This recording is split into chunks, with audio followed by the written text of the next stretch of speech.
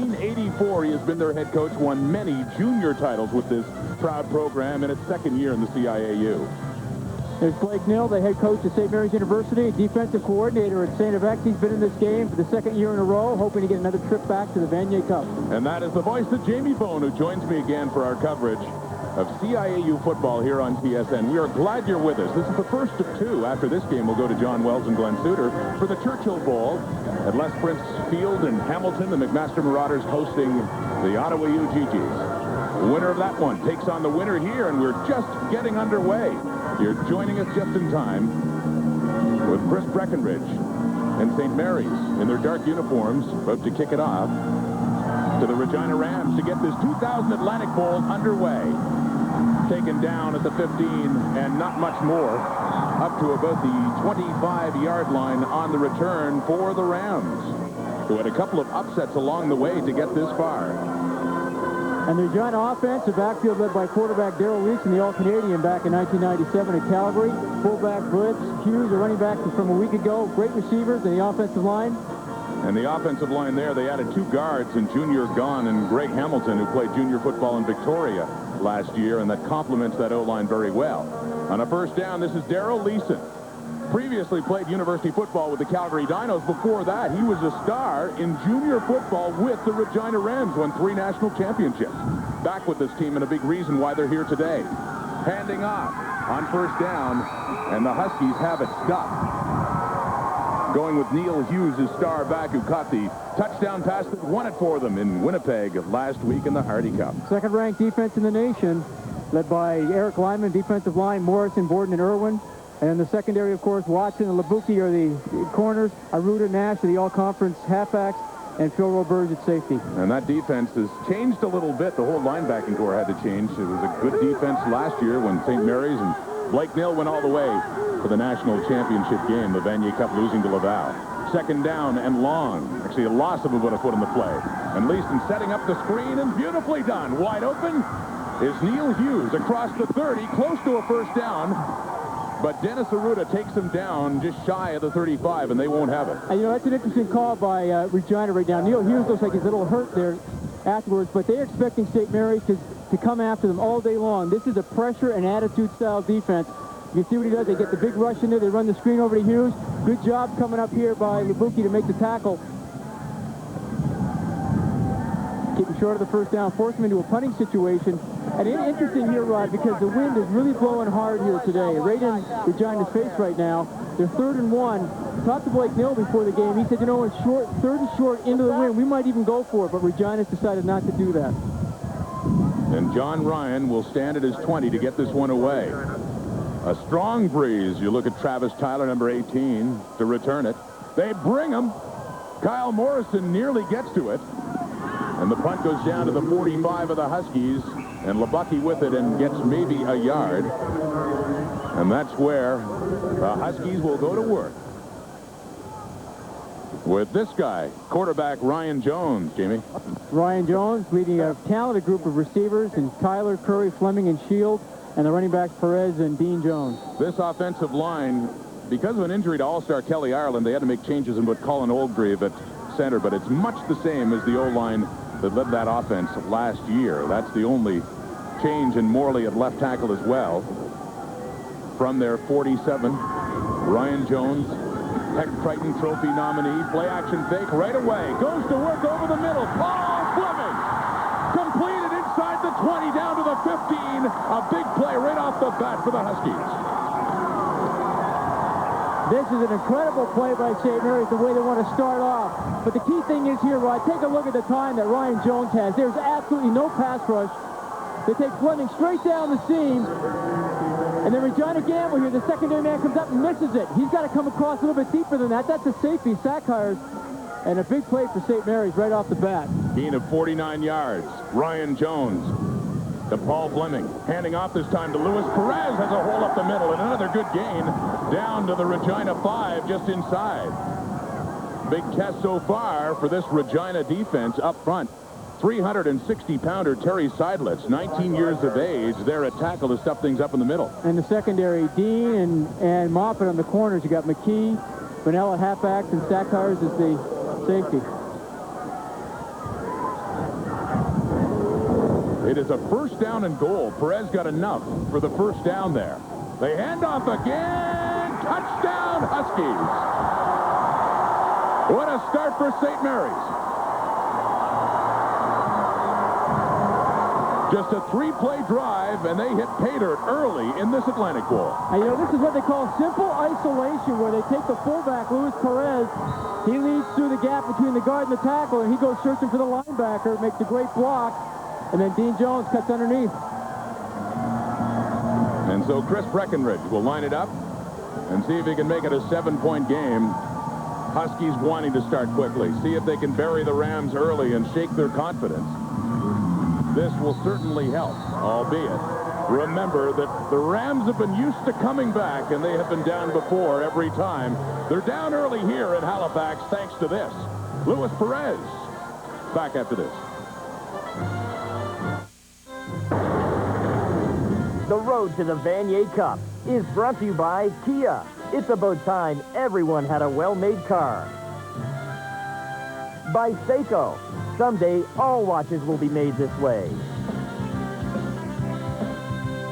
And by Adidas. Check out the new Kobe by Adidas at Athlete's World.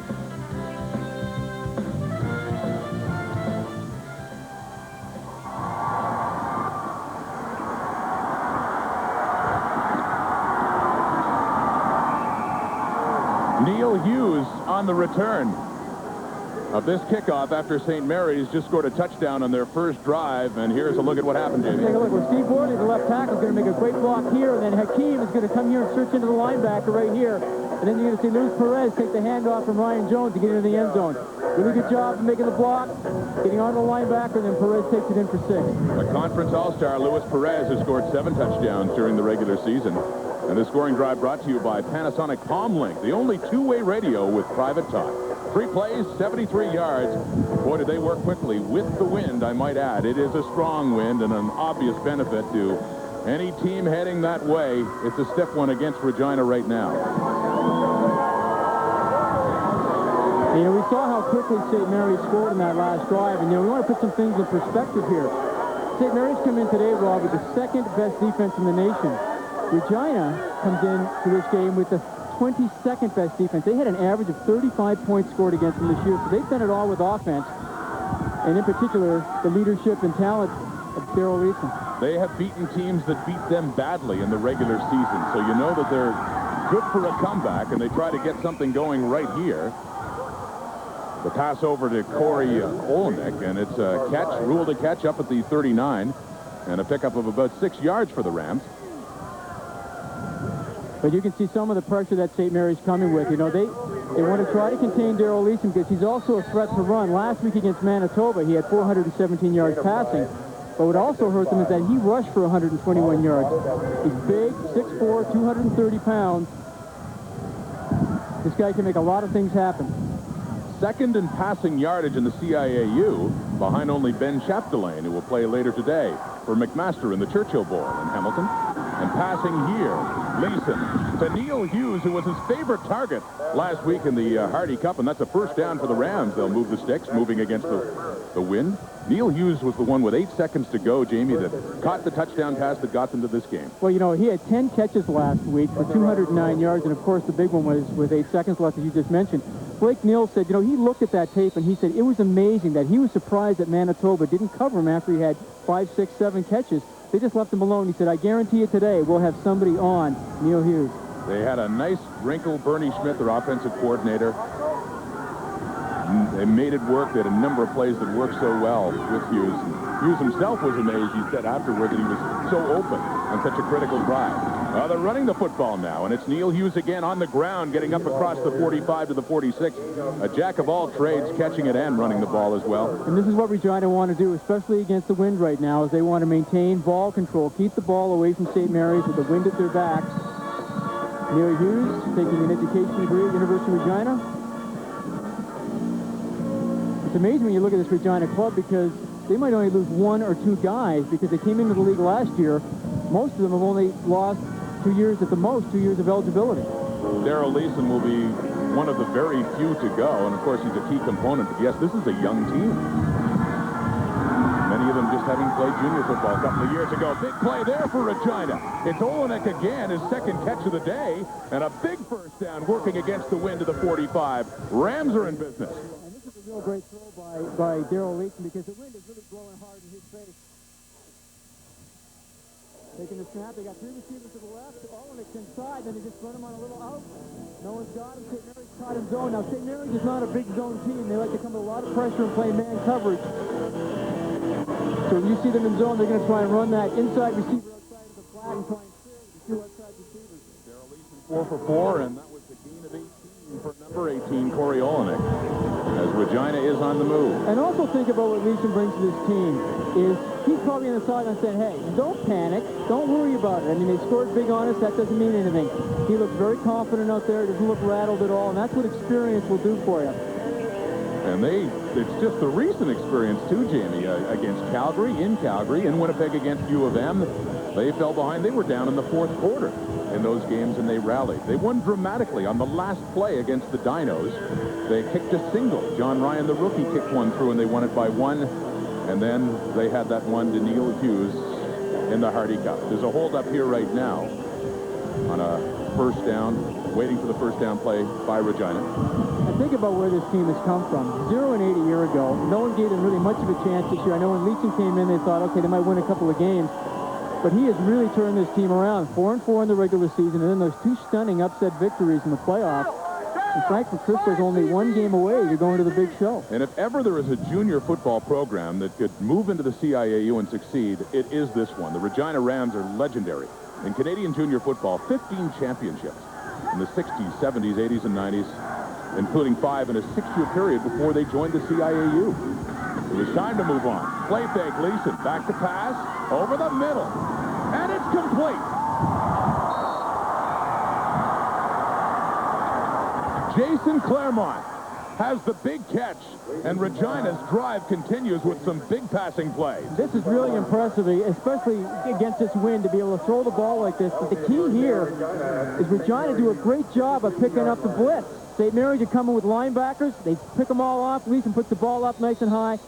And Jason Claremont, 6'3", 220 pounds, very, very good, talented athlete. The top receiver in Canada West in terms of yardage. And an all-star, and he was this team's nominee for the Heck Crichton. He won't be the Canada West nominee, but considered the Regina Rams MVP, and that's an MVP-type play from Leeson to Claremont. Rams are threatening. Little bootleg off to the left. He scored a touchdown on this play last week, and Leeson's still running. And he's taken down by Dennis Arruda inside the 5.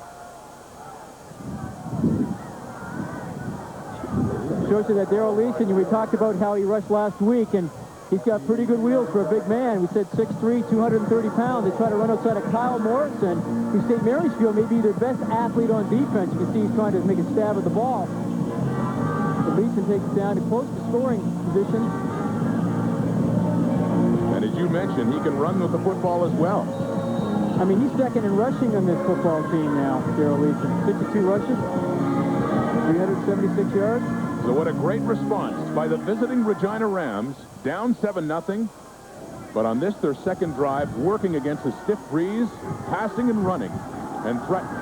And a flag is down right from the get-go, as Leeson has nothing to do with the ball and is taken down. Offside on that. Frank McChrystal thinks he has the call. Offside against St. Mary's. Offside, St. Mary's number 2. The indication is First down. St. Mary's after. Matthew Demers, the all-conference outside linebacker. They move that half the distance down, and a 1st and goal. Their road to the Vanier Cup, an unlikely one when they were 2-4 in mid-October, and then they have won 4 straight games. They finished the regular season with an even record. They defeat Manitoba dramatically in the Hardy Cup last week. They were winless, 0-8 last year in their first in the CIAU after having won a junior championship the year before. And they're winning again, and they're loving it. And I don't know how well they relish being an underdog, but it's been working well so far. Handing off, trying to get it in. Touchdown is signaled. Rams are on the board. Well, this is wild because they take Neil Hughes out, and guess who they put in at tailback? They put in Jason Claremont. And they also bring in Jeff Zimmer, the linebacker, and make him one of the blocking backs. They go to the power I formation, and Claremont has the first touchdown for the Regina Rams. Normally lined up in the slot position. Line up in the power eye to the left. Just a straight handoff. You can see they move that big pile. And Claremont just makes it into the end zone. But a good initial blocking up front by Jeff Zimmer, number 42. And this crowd has been silent. After such a great drive by St. Mary's, they're going to have to get the momentum back again because it's Regina's with that convert by John Ryan to tie this game up. 7 apiece. Couple of drives back and forth the length of the field. Regina's impressively against the wind. We got a game here in the 2000 Atlantic Bowl on TSN. The road to the Vanier Cup is brought to you by Coke. Enjoy. By Duracell Ultra, the most powerful battery in the world. And by Valvoline. People who know use Valvoline. The Regina Rams have just scored the tying touchdown. Now this man, John Ryan, would like to kick it off, except the wind has picked up so much it blew the ball off the tee, so they'll perhaps have a holder this time. It's blowing against them. You know, this is interesting, Rod, because I think at this point in time in a game, I think John Ryan should come back and try and sky the ball as high as he can to try and get the wind to kind of hold it up, and then they can run down and maybe get a chance at recovering the football. Now it's without any aid, settling for the kickoff by Ryan. In a tie game, and it does go up high, and it settles down. For Stephen Marquez, who takes it up to the 39-yard line for St. Mary's, where Ryan Jones and company will come on to work again. Well, they drove the length of the field, 9 plays, 81 yards, in just over 3 minutes' time. And, of course, the key play, Claremont, who would end up scoring the touchdown on a 30-yard catch, but he scored running at short yardage. The scoring drive brought to you by Panasonic Comlink, the only two-way radio with private talk. Claremont, the MVP of the Regina Rams. A good start for him and Leeson in that offense, too, working against the breeze. Ryan Jones working with it again. They needed only 3 plays to get their first touchdown. And another big hole for Luis Perez, the man who scored that one St. Mary's touchdown, has a first down across the 50. St. Mary's know that Regina like to play a lot of zone defense. They put 3 receivers to one side, they put 2 to the other with an ace backfield, spread everybody out, then let the big offensive lineman up front create those holes and let Perez run through. Now, one of the keys for Frank McChrystal, the head coach of Regina, as he told us this morning, Jamie, he'd be concerned if St. Mary's could run the ball consistently well, and so far they have.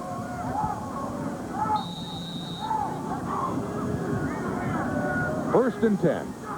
Huskies at their 50. Passing to the side for Jason Curry, nothing doing. It's read nicely, and he is taken down by Chris Ashman, number 26.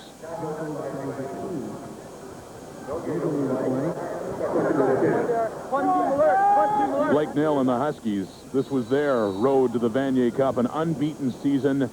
Ranked number 2, number 1 for a while, and then dropped the number 2 behind Laval heading into the playoffs. Beat Acadia by 20. The Jewett Trophy game, the Atlantic Championship last week. They lost to Laval. And the Vanier last year by only 4 points. That's their mission, to get back and win it this time. A tough Regina team is standing in the way. Pump fake Jones under pressure, gets out of the pocket. Won't have a first down. He is taken down at midfield and really got hit hard, rocked as he goes down. That was a great job by Corey McKee, the inside halfback for Regina, to come up, making sure he stayed with his receiver until Jones crossed the line of scrimmage and then came up and just lowered the boom on him. Ryan Jones back in the pocket. They're coming with a bit of a blitz. Play man coverage. McKee comes up here and stops him from getting the first down and lays a big lick. And every time they get a chance to hit a QB, they're going to unload on him. McKee and Brian Scott in there as well. St. Mary's punting game is not strong. Dave Stall is the punter, averaging just over 30 yards a kick. But standing at his 40, as we've talked about so much so far, he does have a big breeze at his back. Still gusting. And heading towards that Regina end zone, and those back obviously respecting that fact. But it's not particularly good. Carries up and down to around the 20. A flag is down for no yards. And it's Ashman on the return and not getting much after a 37-yard punt with the win. Regina football, this time starting from their 20-yard line in a 7-7 tie. This is the Atlantic Bowl on TSN. Here at Husky Stadium, we like to think of two institutions in the Maritimes, the Atlantic Bowl and our own Alex J. Walling, who once again is manning the sidelines. Alex? I've been doing this for 10, but the bowl game, Rod, has been around for 41 years, starting in 1959 with a handful of people. Now the place is jammed, 7,000 to 10,000 people. I'd say, Rod, 99% are waiting and hoping to see the Huskies return to the Vanier Cup. But we got ourselves a great game, and the Regina Rams may think differently. Thank you, Alex. Yes, you can't safely assume anything about this game so far, but it is a wonderful spectacle every year, Jamie. Oh, it's a great spectacle. I know Alex said 41 years, but there were 2 years they didn't have the Atlantic Bowl. That was 65 and 66. So the only 2 years they didn't play it. That's why it's 39 years. 39 games. Olnick takes a hard hit there. Pierre Palouet on the tackle there on first down. Curtis Nash in it as well. A good gain on first, though, for the Rams. This is so important for Regina right now. They've done a really good job of eating away the clock with the wind in their face, establishing the running game. Anytime you can get yourself into second and short situations, 2nd and 3, as Regina finds themselves in, boy, that opens up a lot of possibilities for you on offense, and it keeps St. Mary's back on their heels. Frank McChrystal, Regina-born, a Ram through and through, played for the Rams in the early 70s, was an assistant, later became the coach in 1984, and won many national titles. Flags down. Matthew Demers all over Leeson, but it looked like St. Mary's jumped offside, unless they're arguing they were drawn. Now, how often do you see that? When I saw Demers wrap up Leeson, Demers is about 4 inches shorter and probably about 10 pounds lighter. I mean, you don't usually see a linebacker smaller than a quarterback. Offside, St. Mary's, number 45, 5 yards, first down. And it is Pierre Palouet calls for that. However, you as a quarterback like to see a linebacker smaller than a quarterback, don't you? You always like to see that. You don't mind them running you down. You just don't want to get pounded by them. Absolutely. Well, this guy, he can do both. He's strong. Very strong. Matthew Demers in another all-star year here with the Huskies.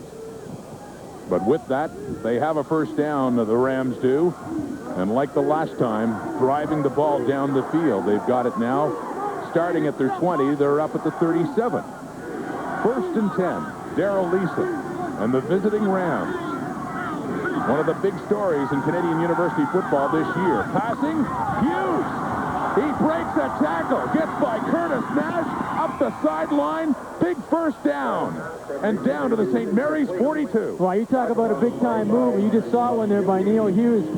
I think Curtis Nash has to go back and find his uniform because I think he left it back there. This is just an incredible move by Neil Hughes. Now, you can tell this is a team that also plays on turf out in Regina. Just leak him out of the backfield into the flat, but look at that move. Wow. Stop on a dime and then burst and get straight up the field, north-south. Looks like he's got the angle on him, just overruns the play, and then he cuts it up hard. This is a really nice job by Neil Hughes. And these were the kind of plays that frustrated Manitoba last week and ultimately led to that touchdown by Hughes to win the Hardy Cup. Once again, on the bootleg, and throwing nearly intercepted. It was touched by a Husky. So falls incomplete. It'll be 2nd down. Well, that's real tough when you're a right-handed quarterback sprinting to the left and not being able to work upfield towards the receiver. And plus, you had a linebacker coming down, bearing on you, and there's very good coverage out there in the secondary.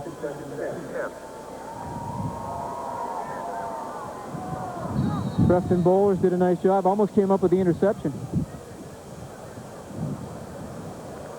Preston Bowlers, one of the 6 Huskies to come out of the Alberta Juniors. He played for the Edmonton Huskies, played against the Regina Rams. So a lot of these guys have played against each other, but in junior football. One of them, Gene Jones, running back of the Huskies, said, "I thought I was done with them when I left Edmonton." Here they are, back and in the CIU, setting up the screen. Olenek, he's had a busy half. Corey Olenek. And he gets down close to the 30. This is really nice how they set up the screen because it's like a screen option. They leak Hughes actually out to the right side, and they try to look like they're running screen to the right. Then they sneak Olenek, who's a slot back, and they run him over to the left side, and they deal the ball to him.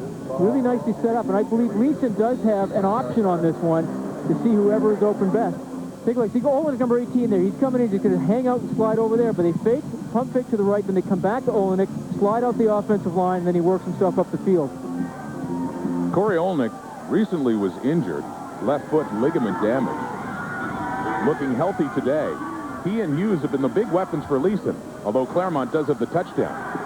Leeson, calling his own number, gets good yardage again on the ground, and another Regina first down inside the 20. You know, a smart move by Leeson here. I wonder if this is kind of called because St. Mary's are trying to line up in the A-gap of the linebackers. Demers inside. They're coming with the A-gap blitz inside. Leeson sees, hey, they're weak outside. They don't have anybody outside. Take a look at the Mares. He's right here in the middle here. He's coming up and trying to come up into this gap. And Leeson sees it, and then he just tries to take it outside on his own. And I'm wondering if they had a play try to run up there. He just realizes, you know what, I know we can't pop that thing inside. I'm just going to take it down the line of scrimmage. And a gain of 14 yards, another first down for the Rams. But despite going against the breeze, are threatening again here in the first quarter. You can see Frank McChrystal, Darrell Leeson, not a bad average. 12.5 yards per carry. He's really meant a lot. You know, he was here with the Rams back in the early 90s and won 3 straight championships with the Regina Rams in junior football. Was Player of the Year in 1995 in the Junior Football League in Canada. Then he went to Calgary, of course. We talked about him there, and left Calgary under a bit of a.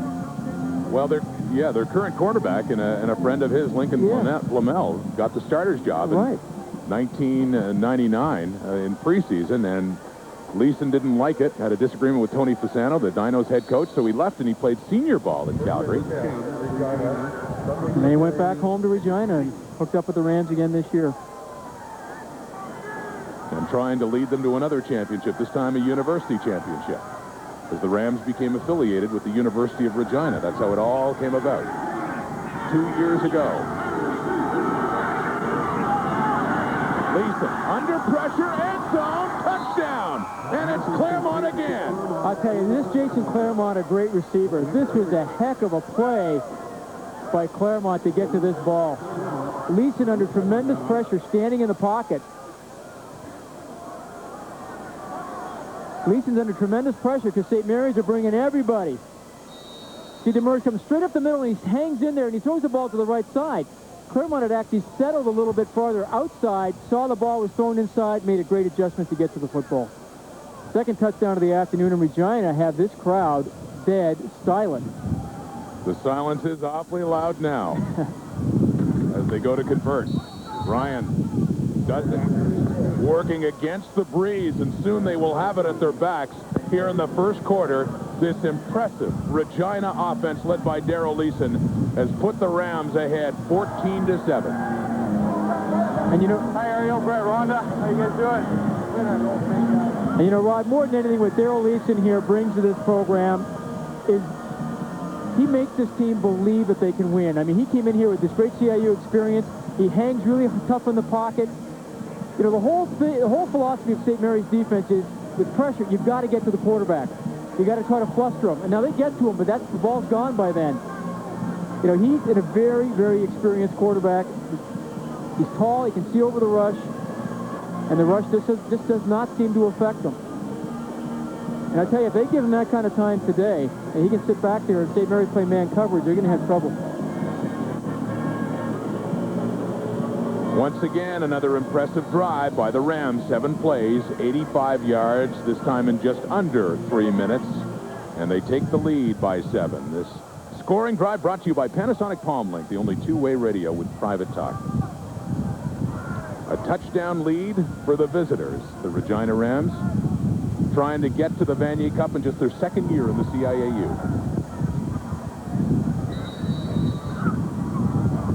And this time, Ryan will need someone to keep the ball down with the wind really picking up, and not a bad kickoff into that breeze, falling down and ruled down on the play, even though no one touched him, is Josh Lebucky. What goes away? They're trying. Yeah, I think at Regina right now, they've got close to probably 180 yards offense, and there's still 3 minutes left in the first quarter. 2 very impressive drives. Ryan Jones coming out. He's the veteran, the nominee for the Heck Crichton Trophy in the Atlantic Conference. Started off real strong at the beginning. Hometown just outside of Hamilton, Ontario. And speaking of Hamilton, later on today, McMaster Marauders against the Ottawa GG. And there's Jones going to work. Well, they've run the ball well so far. That's the first carry of the day for Dean Jones. Another one of the aforementioned gang from Alberta, the 6 of them that came down after playing in the Prairie Junior Football Conference. And it was Dean Jones that had said after that he played the Rams. He's been a thorn in the Rams side, actually. Yeah, he has been. And McChrystal talked to us this morning about that, saying, yeah, he was a real tough guy to try to defend against. He hurt us in a lot of ways. He goes, and now I got to see him again today. Playing with the Edmonton Huskies in junior ball. Getting the ball again. Dean Jones up across the 40. He was the MVP of the Atlantic Bowl last year when St. Mary's defeated the Waterloo Warriors. And he has a first down for SMU here as they try to answer back late in this first quarter. Out of Irma, Alberta. Saw him come onto the scene last season. Had a great season with the St. Mary's Huskies, taking him to the Vanier Cup. You know, and all great running backs, they say have vision. And, you know, he has superior vision and great quickness. And just watch how he runs. His head's always on a swivel. He's always looking to see where the hole is. First down. Play fake this time. Throwing it. Complete. And another first down. St. Mary's moves it. It's Travis Tyler with it. Also part of the Alberta connection. As is that man indirectly, product of Hannah, Alberta, Lake Nil. Along the line of scrimmage, and you talked about the battles in the trenches. How about this one, Jamie? 19-year-old Terry Seidlitz up defensively for Regina against Charlie Toth of Montreal for St. Mary's. Combined weight, 730 pounds. How'd you like to be in the middle of that? It's a ton of fun out there, I tell you. Fumble! The handoff to Jones. And they do get it back, but they lose about a yard or two. I actually think any guy that's over 350 pounds, they should count him as an extra player. Should be like you got 13 guys on the field. Well, there's you look at Charlie Todd and Seidlitz. The whole strategy with him was to occupy 2 guys. They like to put him up there. You look at actually Lee Cherkis is over. I just want to know when now. Vince McMahon's coming down here to sign these 2 guys up for the WWF. But Charlie's a load, too. He was a center and moved over to guard after an injury to Kelly Ireland. Nearly intercepted by the Rams there. Now that second down play. That's just excellent coverage of zone by Corey McKee. He's the inside halfback. They call it 2-back, and he has got what they call 2 covers going on here. The 2-man has got outside responsibility in the flat. Jones puts it out there, and you can see he's already expanding out there before the ball is thrown. He makes a nice job of knocking the ball away, forcing St. Mary's into a punting situation. Arts major, Regina born and bred, Corey McKee knocking that down and setting up a third down in a punting situation for Dave Stalla and the St. Mary's Huskies. Down a touchdown. Neil Hughes back for it. He's had a big game so far. And with the breeze, it's a bad punt. And it's just blown dead. Great break for the Rams. And good field position. They'll have the ball at their 46. The winner of the Atlantic Bowl goes on to play in Vanier Cup 36, December 2nd at Skydome in Toronto. There's the number if you need tickets. And you can also see the game right here on TSN. We'll be there. Winner of this one against either McMaster or Ottawa U. Leeson coughs it up. St. Mary's, they say they have it. Or did Regina get it back? What a break for the Rams as the Huskies, 3 of them, had a good chance at that ball. That could have been the break that St. Mary's were hoping for. Neil Hughes comes up with the ball, it looks like. You see Leeson just kind of sliding out, waiting, and then he tries to take off with it. Good job by Doug Borton getting a hand in there, the defensive lineman. And Kyle Morrison did have his mitts on it and couldn't squeeze it. And it rolled out and Hughes picked it up. And so it ends up being just a loss of 2. So both teams have had some breaks. Each has fumbled on offense and gotten the ball back. And so Leeson now with a second down and long. With zeros in the clock until quarter time. Under pressure again, they have him. Down he goes. Pierre-Paul Huet is there, as is Matthew Demers. And Mark Irwin. Now, this is what St. Mary's wanted to do. They wanted to get kind of this pressure on Daryl Leeson. I thought initially it looked like they had picked up the blitz pretty well. That is quarter time. Regina coming back will be with the wind, but they will be punting. The Huskies trailing by a touchdown at the 2000 Atlantic Bowl after 1 here on TSN. Rod Smith and Jamie Bone back at Husky Stadium in Halifax, where St. Mary's trails 14-7 after 1 quarter. Second quarter about to get underway. A Regina drive for a change stalled after 2 straight touchdown drives, and John Ryan, standing inside his 30, will be punting. The wind isn't what it was in the first quarter. Started to die down and swirl a little bit more. Travis Tyler on the return and gets it up to St. Mary's 39, where Ryan Jones and the offense will come back to work.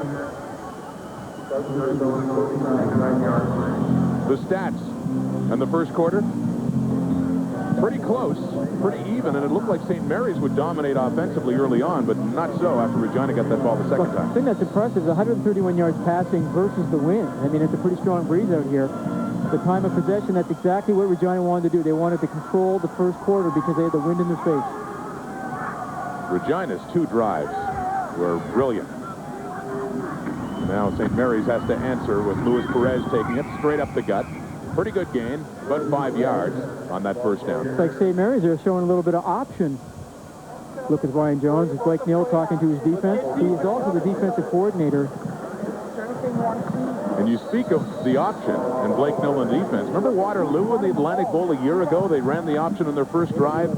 The defense couldn't adjust to it, except eventually they did, and they shut down the Warriors. It took some time, but just like Laval, too, in the Vanier last year, Jamie, it took Blake Neal's defense a little bit of time to figure out what that offense was doing to them, and then they did shut them down. But Regina's looks very dangerous, and that falls incomplete, so it'll be 3rd down. Huskies will have to kick it away. You see Ryan Jones is kind of shaking his head. He knows he had him opened out there, Jay Curry, number 81, his leading receiver this season. And that's the kind of football he wants to, has to get out there to keep drives alive, especially against this wind. Blake Neal, Hannah, Alberta. The only one more famous, you suppose. Coming out of Hannah, Lanny McDonald, NHL Hall of Famer. Blake had a CFL career with the Montreal Concord. He played with the University of Calgary. And he was an assistant at St. Francis Xavier before taking over 3 years ago, the program here. They blow the whistle down, punting into the wind. That's a 4-yard punt, I believe. And that wind did pick up, and you can just see the difference. 4-yard difference. They blow it down. Regina ball when we come back. 14-7. Regina over St. Mary's here in the Atlantic Bowl. The winner goes on to the Vanier Cup in 2 weeks' time. Speaking of which, down to the sidelines once again, Alex J. Welling. And a man involved with the Vanier Cup, Derek Martin. Anything new for the Vanier Cup this year? Yeah, Alex, this year we've revamped our organizational structure, and we've brought in people from the CFL and from NFL Canada that have really brought a lot of experience in helping promoting the game in Southern Ontario. Now, this Atlantic Bowl is not new to you. You played in the Wind Bowl in '96 and won it. As a quarterback here, are you impressed? Oh, I'm very impressed. Both of these guys are doing a great job out here. You know, it's tough when you got this gale force wind in your face and the balls, your hands are cold, and it's tough. But these guys are doing a great job out here today, and it'll probably be a lot more big plays coming up. Good luck in the Vanier Cup. Back upstairs, guys. Thank you, Alex and Derek. And yes, remember that game, Ottawa U against St. Francis Xavier in the Atlantic Bowl, won by X 13-5. The wind was worse than it was today, and it's pretty bad today as Dennis Arruda nearly gets his hands on that pass by Daryl Leeson, who was taken down. And that was a great rush by Doug Borden, number 77. That time, you know, St. Mary's only came with 4 people, and Doug Borden got right in there. And you can see this bodes well for St. Mary's. They can keep this up. Number 77, Doug Borden, big guy, 6'4", 310 pounds. You see, he gets right in Daryl Leeson's face, forcing Leeson to throw the ball a little bit behind the receiver. Now, the Washington Redskins, I believe, have been up here to take a look at him. If I'm not mistaken. 2 weeks ago, yes, the Buffalo Bills also showed interest because he bench presses over 500 pounds. And he can move. And he runs a 4.940, which ought to be illegal. Over the middle, wide open, Claremont. He's got both Regina touchdowns so far this game, and that's a big first down. Rams down to the SMU, 35, a gain of 20. And, you know, Borden was right in there again, but Leeson hung in there this time, and he found his favorite receiver, Claremont, again over the middle. You just see there, you see St. Mary's number 17 right there. He just gets right into Darrell Leeson. He throws the ball, but just a really nice pass. And the thing that Darrell Leeson does so well is he looks people off. If you look at his head, he's going from side to side. Defensive backs can't get any kind of a cheat read on him at all. Very impressive. So with the breeze at their backs, they're making use of it. Like a quarterback draw called by Leeson. Calls his own number again, and he has been gaining ground in this game.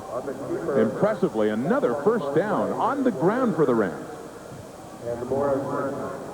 Well, that's a way to start to stop. If you have a big rush coming at you, one way to stymie that rush is to run this quarterback draw. They've got a nose on him as well. You see what a really nice job. Called play, of course, because they're blocking downfield. Leeson has looked, to say the least, impressive. Throwing the ball, running the football. Big gains for the Rams, and they're threatening again here with a 7-point lead, an early movement. SMU is flags down as he gets it off. Intended for Olenek. You know, I'm wondering if Darrell Leeson's doing something with his cadence, because that's the second time that Matthew Demers has been offside. You never know. I got him on TV. Offside, number 2, St. Mary's. First down repeated. 5 yards, gentlemen. First down over.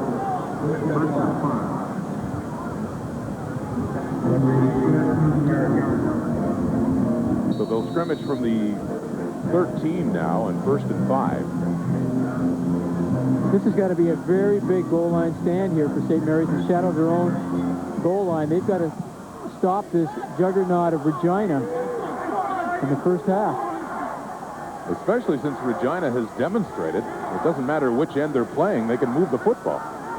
Low snap in the shotgun, and Leeson rolls out under pursuit by Curtis Nash. End zone, flag down, touchdown, but the flag came out just as the ball was being caught. And no signal of a touchdown was there. A push-off, perhaps? I think that's what he's going to decide, a push-off. Could be offensive interference. What did they say up there? Brother Mike Leeson. Yep.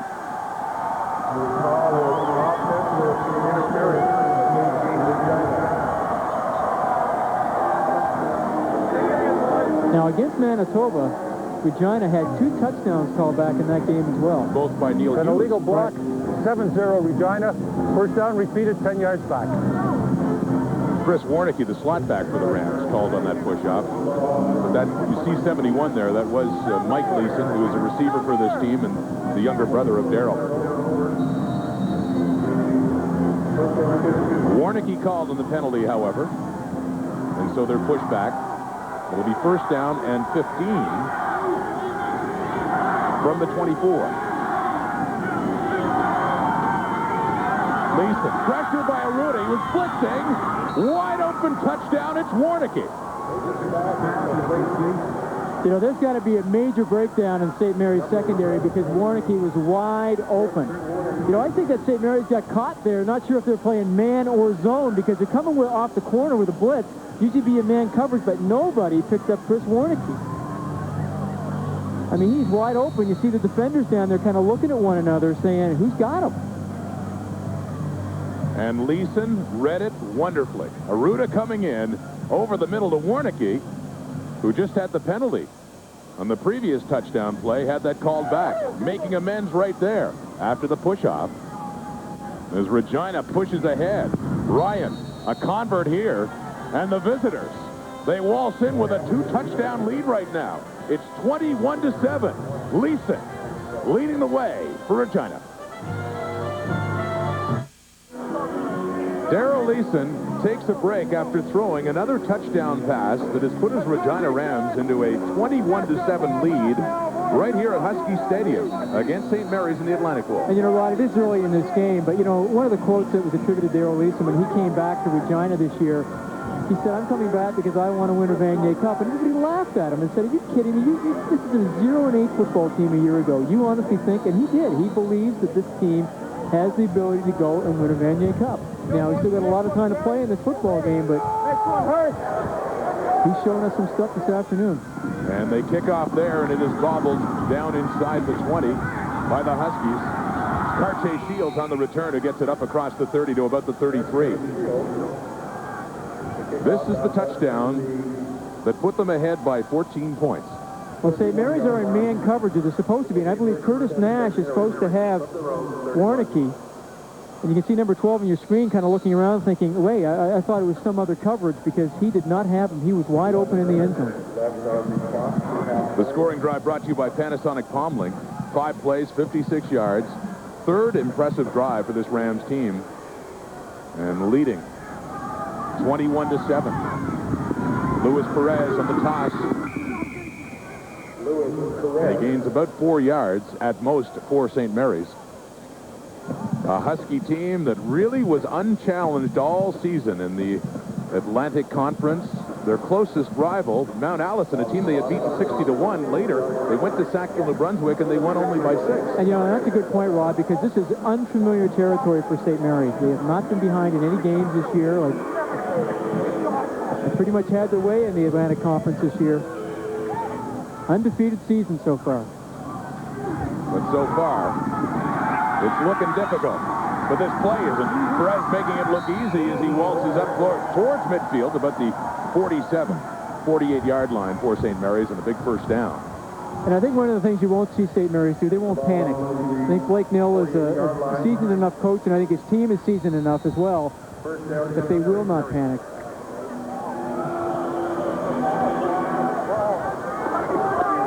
I wonder how surprised they might be, though, taking on a team that was 4-4 in the Canada West and nearly missed the playoffs. The way things are going right now. Perez, the ball carrier again. He's had a good half. Gets close to first down yardage again, across midfield to the 48 of Regina. And, you know, St. Mary's have to be patient with this. This run game, they're cracking off 6, 7, 8 yards a carry. They've got to keep pounding away at this to keep the ball away from Regina. Going to just lead with Hakeem the back.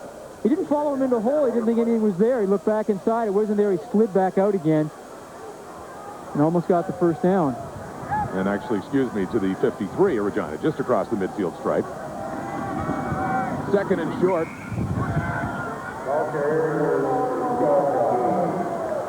And Erico Hakeem, the ball carrier. And St. Mary's have changed their whole focus right now on offense. We don't see Dean Jones in there, a tailback anymore. We see the 2 bigger backs in there, kind of giving that option look. They haven't run it yet. And that is a first down for the Huskies. Moving it now, approaching the midway point of the second quarter. They hand it off again. They're keeping it on the ground, and why not? Perez is chewing up more yardage. Another first down, St. Mary's, to the 35. Well, Regina are lining up in a 40 look. 4 down linemen covering the guards and tackles, or actually the ends, and then what they do is they put the linebackers all inside. They're just leading the fullback right onto the linebackers, called isolation. And they're giving the ball to Perez, and he's just cutting off the block. Ryan Jones calling out the signals now. They get the line up to the line of scrimmage quickly, trying to keep the momentum going here. And Perez carries again. Once again, pretty good yardage. Inside the 30. Down to about the 27. The winner of this game takes on the winner of that game. Coming up next on TSN, it's the Churchill Bowl from Les Prince Field in Hamilton. Home field of the McMaster Marauders, taking on the Ottawa UGGs, champions of the Ontario-Quebec Conference, against Mac of the OU. That's next with John Wells and Glenn Suter. Another good matchup. Perez. It's been his drive so far on second and short. It looks like he has another first down for St. Mary's. You know, this is real old-time football, just kind of banging it in there, but St. Mary's, to their credit, are content to do it. If you're just continuing to rack up first downs and drive on the football, just keep handing it off to Luis Perez. From Brampton, originally from Venezuela, I believe. Mm-hmm. Went to Bramley Secondary School in Brampton. In his 4th season with the Huskies. Who are moving now, waking up. haven't had anything going like this since their first drive when they took only 3 plays to waltz down the field and into the end zone. It looked like it was going to be so easy against this Ram defense, but not so. Only now, moving the ball again and threatening to score down around the 20-yard line, 2nd down. That was a real nice play, the last play by outside linebacker Jeff Zimmer for Regina. They were running counter, and he came right down the line of scrimmage and made the tackle in the hole because there was a lot of room.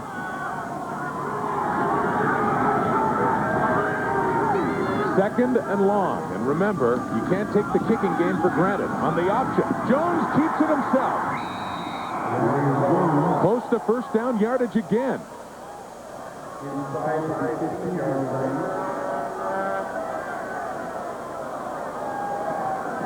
We saw the fake option earlier. This time, Ryan Jones keeps it coming down the line, and you can see they get Zimmer outside, kind of all on a pedestal. He doesn't know which guy to take. Ryan Jones makes the right move and forces it hard up inside. 3rd down, about a foot to go. No thought of a field goal try. A keeper. Jones has the first down. And the drive continues for St. Mary's. And Frank McChrystal told us this morning, if St. Mary's can run the ball on us, I'm going to get real nervous in this football game. Now, he's got a 14-point lead right now, but nonetheless, he did not want St. Mary's to establish the run as early as they appear to have in this game. Well, if nothing else, it keeps Darrell Leeson and that Regina offense off the field. Of course, they need the points. They need to come back in this game, but as long as they can. Perez fumbles it on the toss. The flag is down as well. He gets it back, but big loss here down to the St. Mary's, the Regina 20. So moving backwards, the flag came down shortly after he coughed it up. Wait, there's not a penalty. Hold on, Dave. It's roughing. It's on them. Yeah. It's on them, yeah.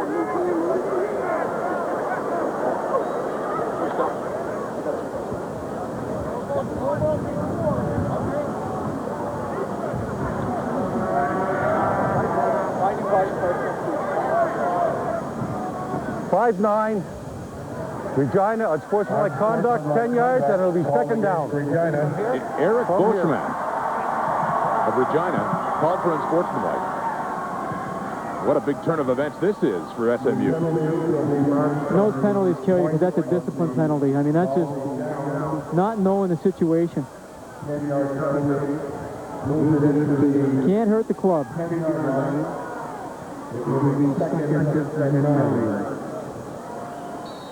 So they included the lost yardage, and then they tack on the penalty, so it'll still be 2nd down and only 9 this time as the ball is spotted around the 10-yard line. So it's almost goal to goal for all intents and purposes here. 10 away, and they need 9 for a first down, and they throw it. Dave Stalla. Oh, he is popped. Big-time pop by Corey McKee. Down at the 5. Well, that Corey McKee is having a whale of a game so far today. Made a couple of nice knockdowns, a couple of big hits, one on Ryan Jones earlier in the game, and this one. Stalla with the reception. Knocked down on the 4-yard line.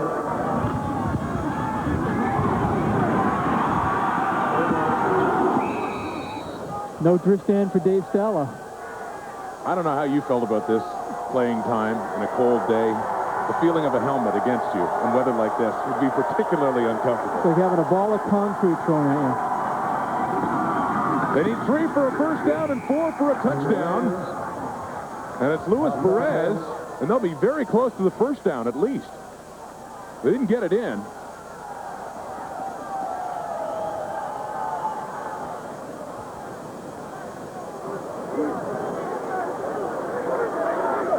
Probably should let him do that in case we go next week.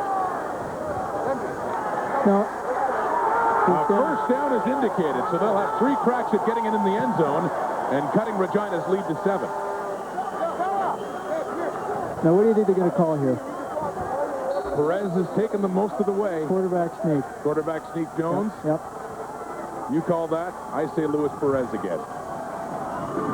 It's Perez. And it's a touchdown, St. Mary's. Luis Perez really earned that touchdown. I've earned something for you winning that bet. We'll settle that later on. That was a very impressive drive by St. Mary's, mostly on the ground and mostly with that guy, Luis Perez. And rightfully so, they should have given it to him. This Atlantic Bowl has been terrific. Regina was down. Regina responded in a big way with 3 touchdowns. Now St. Mary's, against this breeze, is coming back. There have been more points against the win today than with it. And the thing you can say is that it is a well-played game so far. I mean, there are great plays on offense. And Chris Breckenridge to make it a 7-point game, which he does. This time St. Mary's drives the length of the field. They've cut it to 7, but Regina still leads the first half for the Atlantic Bowl in Halifax. St. Mary's pulled it to within 7 on this touchdown by Luis Perez. Ryan Jones hands it off. A good initial block by Rico Hakeem, the fullback, and Jones gets into the end zone to make the score 21-14. And a look at the scoring drive brought to you by Panasonic PalmLink. 11 plays and 78 yards, and look at the amount of time it chewed up there, nearly 7 minutes. It's been a while since that Rams offense has had to do anything. They'll be getting the ball back now on the kickoff, taken by Ashton. St. Mary's is a fired-up bunch right now. As we go back to Alex J. Walling, who is joined with a special guest. Alex? I've got Dr. David Barnard. Doctor, first of all, congratulations on the program. 2 years and you're in here. Yes, thank you. It's a very impressive performance by the Rams. They came from a winning tradition in another league and came into the University League and have done real well. Doctor, everything's gone your way today. Well, not quite everything, but a good bit. We expected a really good game from them. They've really prepared hard, and we expect them to do real well. Thank you very much for joining us. Okay, pleasure. Thank you. Dr. David Barnard, back upstairs. Thank you, and this team fueling some school pride at the University of Regina now in a very brief relationship so far, as that one is dropped by the fullback, Chris Briltz. Now, in fairness to Briltz, he only had 4 catches all year long. Now, I don't know if this is why he dropped the ball, or that's why they only threw to him 4 times. Oh, there you go. There you go. But nonetheless, he's primarily in there as a blocking back. And he's one of the long-time Rams, going back all the championships they won early on, been with the team a long time. And one of the more outspoken ones about being branded an underdog, one of the leaders on this team. It's a second down now after that drop. Dropping back, leads the throw wide open. Got a man. Got a first down, too, across the 40. That's Olenek again. But a flag is down back in the Rams' backfield. It could be coming back. Oh, it could be something happening to Darrell Leeson, because they will give all that yardage and more to Regina. 15 yards, first down. It's interesting how they start this play, because Olenek lines up as a fullback, and then he shuffles out into the flat. Oh, yeah, as soon as you hit the quarterback head, they're going to flag you every time. That's a good call. That was Eric Lyman. Eric Lyman, interesting story as well. Played at Boston College. And a couple years there. He's from Pennsylvania. He asked Blake Neal how he arrived here at St. Mary's. He was in the Armed Forces after he went to Boston College. Was looking to play another year. He's a good student, wanted to do his master's degree. Came to St. Mary's, and Blake Neal's glad to have him. Passing, looking for Claremont. And Olenek was in the area as well. That was at around the 40. Would have been a first down, but just a little bit too far for Claremont to get his hands on it. It'll be second down. Actually, I think he was looking at Olenek, and Claremont kind of broke off his route, seeing that the ball was thrown. So I think when you saw the ball arrive, it looked like it was closer. But in fact, it wasn't that close. Good protection. Sits up there. I think he's going for Olenek, and then you see Claremont. He kind of breaks off. He was doing more down the field, but I think when he saw the ball thrown, he thought it might be for him, so he tried to close the gap. Usually don't want your receivers that close No, together, you don't. do you? No. Draws a lot of coverage. Look at that, 10 for 14. Some big numbers. He had over 400 last week in Winnipeg. Darrell Leeson. He's been great. He's airing it out here. Good coverage, Curtis Nash. A little contact on the way down, but it falls incomplete. And Regina will be punting. That's really one of the only bad passes we've seen Darrell Leeson throw today. Just kind of didn't release it very well, got kind of hung up there and threw it behind.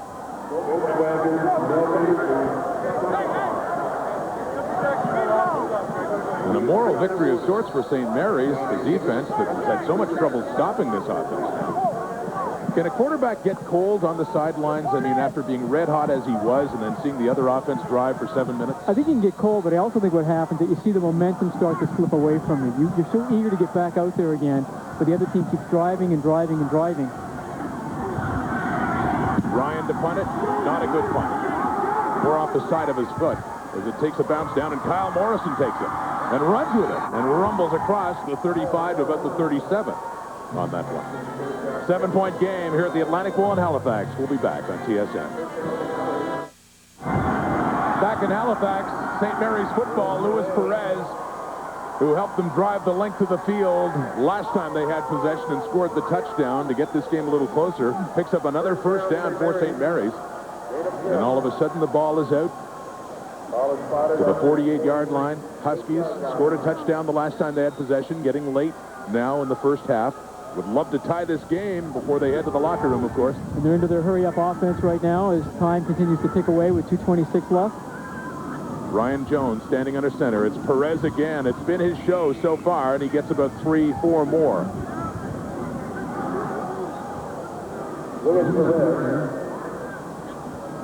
Luis Perez, a conference all-star, one of many on this team. And he picked up over 1,000 yards again this season. And look what he has so far in this day. A good average, and in keeping with what he had during the regular season when he averaged 8.5. And there's 34 with it again. Cutting up, taken down, and St. Mary's will be punted. Regina defense stiffening up there. Ian Bunnell makes a real nice move. You know, we talked about Corey McKee being in the other halfback, number 25. But Bunnell comes up here and makes a great play because he's initially blocked, but he does not give up on the play. Turns around and he gets back into it and ends up making the tackle. So much on defense is just strict desire. Have to get to the football. Got to make the tackle. Dave Stala standing inside his 40. So Darrell Leeson and the Rams offense will have about 2 minutes to work. See if they can get the 2-touchdown lead back. Not a great punt. Taken by Hughes. Has some room. Trying to get around. He does. Here's Neil Hughes at midfield. A great return by the Rams. Neil Hughes gets it into St. Mary's territory inside the 50. Later tonight on TSN, Sports Desk with Corey Warren at 7 Eastern, 4 Pacific. Of course, highlights of this game and the Churchill Bowl to follow between McMaster and Ottawa U and all the other news you need to know on TSN Sports Desk with Corey Warren. Later on the Sports Network. Lots to be decided here at Husky Stadium now, though. Perhaps some more here in this first half. Leeson and the Rams trying to add to their total of 21 so far. Overall, a very impressive showing so far here in this Atlantic Bowl. As he rolls out to his right and airs it out. Good coverage on the play, and the ball is overthrown, intended for his brother, his younger brother, Mike Leeson. It'll be second down. And I wonder how many times they must have done that in their time growing up together. Well, one thing Darrell said is he would come back, even in his days as a Dino, would come back and watch the Rams play, of course, his former team, but also to see his brother play, and got familiar with a lot of the people on this offense that he would later be playing with now. But yeah, you're right. That combo must have been working 10, 15 years ago or more. Backyards. Lots of time for Leeson. All day to get it away, and he takes off himself. Morrison in pursuit. Leeson will get out of bounds untouched, and a big first down across the 30-yard line. It's a real nice job by Leeson. Not only get the yardage, but to get out of bounds and stop the clock with 1:28 left in the first half. He is so cool under pressure back there. I mean, it just looks like nothing phases this guy. Now, St. Mary's only coming with a 3-man rush, trying to drop a lot of people off. Kind of against their philosophy. They like to come at a lot of different people. And then when he gets outside, there's just nothing but room. Preston Bowles comes up and forces Leeson outside. Need about 10 seconds to get rid of that ball. As the timeout is taken by the Huskies, Leeson heads over, talk it over with his coaches.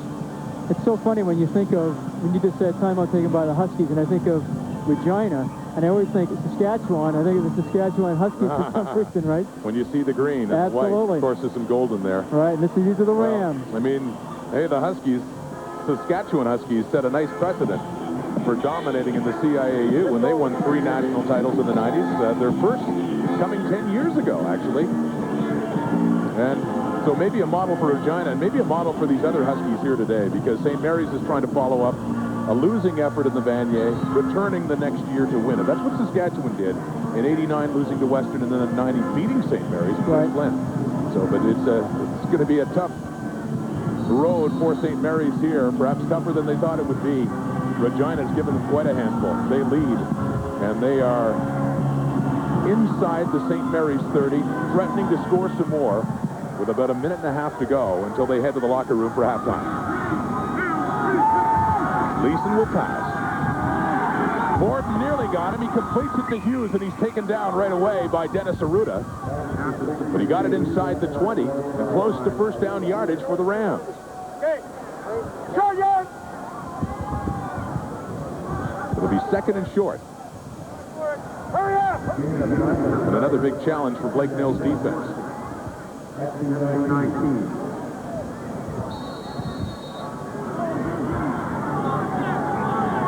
Well, you'll see Regina come out with that power eye again with Zimmer, who's the linebacker, number 42, line up as the fullback, along with 33, Chris Brooks.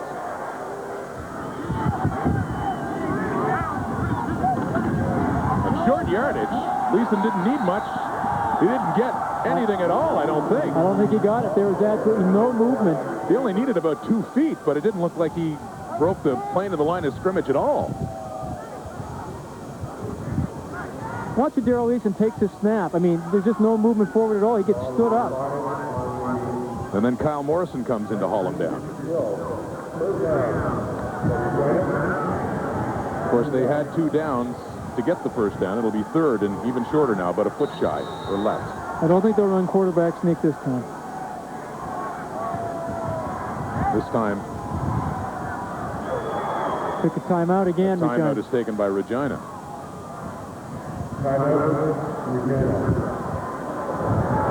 We're talking earlier about the St. Mary's Huskies and their heartbreak last year, and they've had heartbreak before, not with the same players.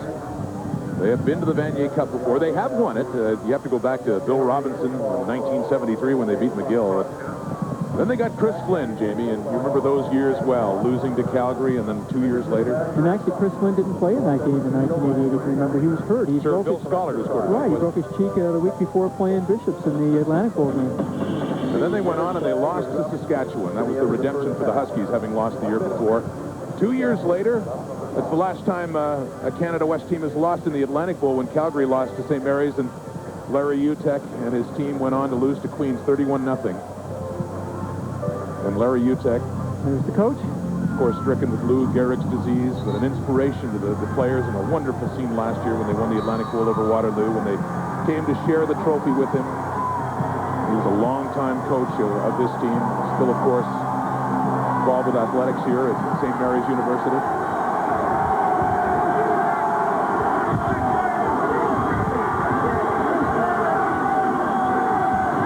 Third and short.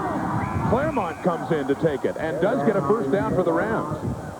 It would appear this drive will continue. Under a minute to go, 56 on the clock.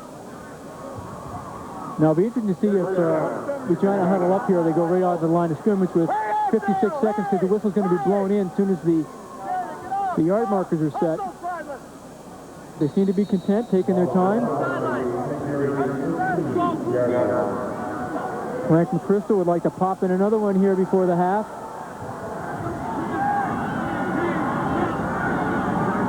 Leeson to pass this time. They're coming. Gets it away. Short. Nearly caught for the touchdown, but it hit the turf. It was Claremont that was there. That's 2 touchdowns so far in this game, but couldn't snag a third. It was close. And you can see what playing man coverage does for you. I mean, he's under tremendous pressure. He threw the ball up. Now in zone, that's picked off, his ball. But when you're playing man coverage, the defender is so intent on covering the receiver. You see the kind of pressure that Daryl Leeson was under there. He threw the ball up kind of high. Ball underthrown. Receiver came back, tried to make a play for it, Claremont, but bounced off the turf. Rams and second down. Leeson to pass again. They're pressing. Caught. Claremont taken down immediately, but another nice catch. Dennis Arruda corralled him. It's going to be decision time again for Regina here. I would assume they would go for it. They're going to be a bit short. Down around the 10-yard line. Claremont looked like he wanted a face masking call, Jamie, the way Arruda took him down. It looks like he had his thumb in there, doesn't it? Just gets around the 10. He needed to get a little bit further. So once again, we're faced with another third down gamble. No thought of a field goal here. They can smell a touchdown, and if they can get it, they can go up by 14 again. Headed to the locker room. Claremont takes it again and gets another first down. What a drive again by the Rams. That's close to the 5. And they got to hurry here because it's 16 seconds if they want to get more than one play off here. Let's go twice, Dave.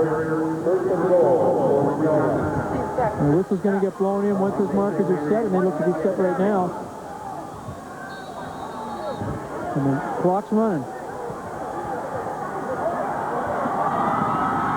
Clock ticking in the half. Leeson dumps it off. Incomplete. He wanted Olenek. Clock showing 5 seconds left, and they may just have to bring out Ryan to try the field goal. I think that's what they're going to do. They're going to bring John Ryan in.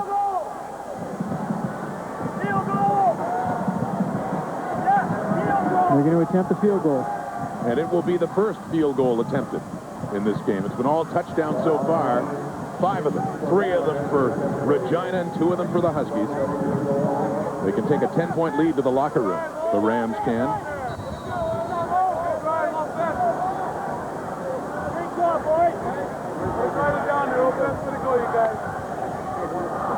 John Ryan, his biggest kick of his brief tenure with the Regina Rams came a couple of weeks ago in Calgary, and it was a punt for a single, and a booming punt it was to give them the win. This gives them the lead at the half.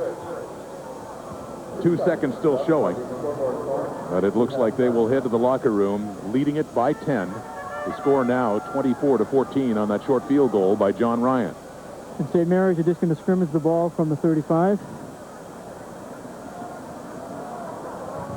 You don't know what to expect in conference play, so I don't know whether to be surprised or not. Obviously, when you have an unbeaten team against the 4-4 team, you might assume a few things, but and that's something I think Regina is fed off of so far. No question, and I think that's the hardest thing that Blake Neal probably had to deal with this week is that, you know, I know they're a 4-4 football team. Yeah, everybody can say they won 2 close games and they're in here. Maybe they shouldn't be here, but he knows they're a good football team. Good football teams do not advance this far.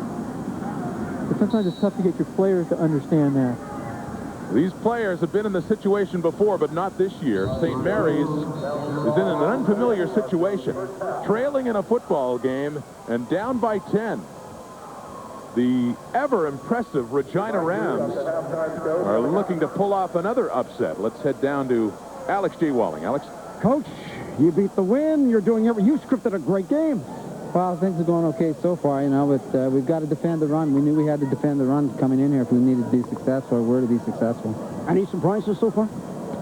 No, actually, things are going as we thought they might. They're doing the things we thought they were able to do, and you know, it's a tough game so far, yeah. Look, congratulations. Great half. Thank you for your time. Thanks. Stick around. Still have a half to go. Here at Husky Stadium in Halifax, it's the Regina Rams leading the St. Mary's Huskies 24-14. Back with more after this.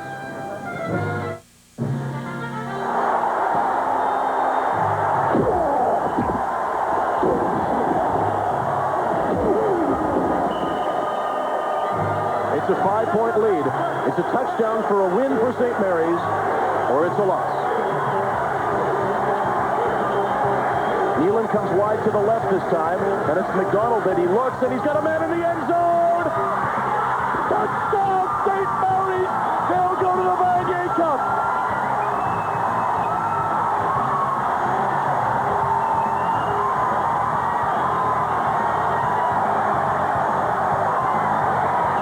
This place is going nuts!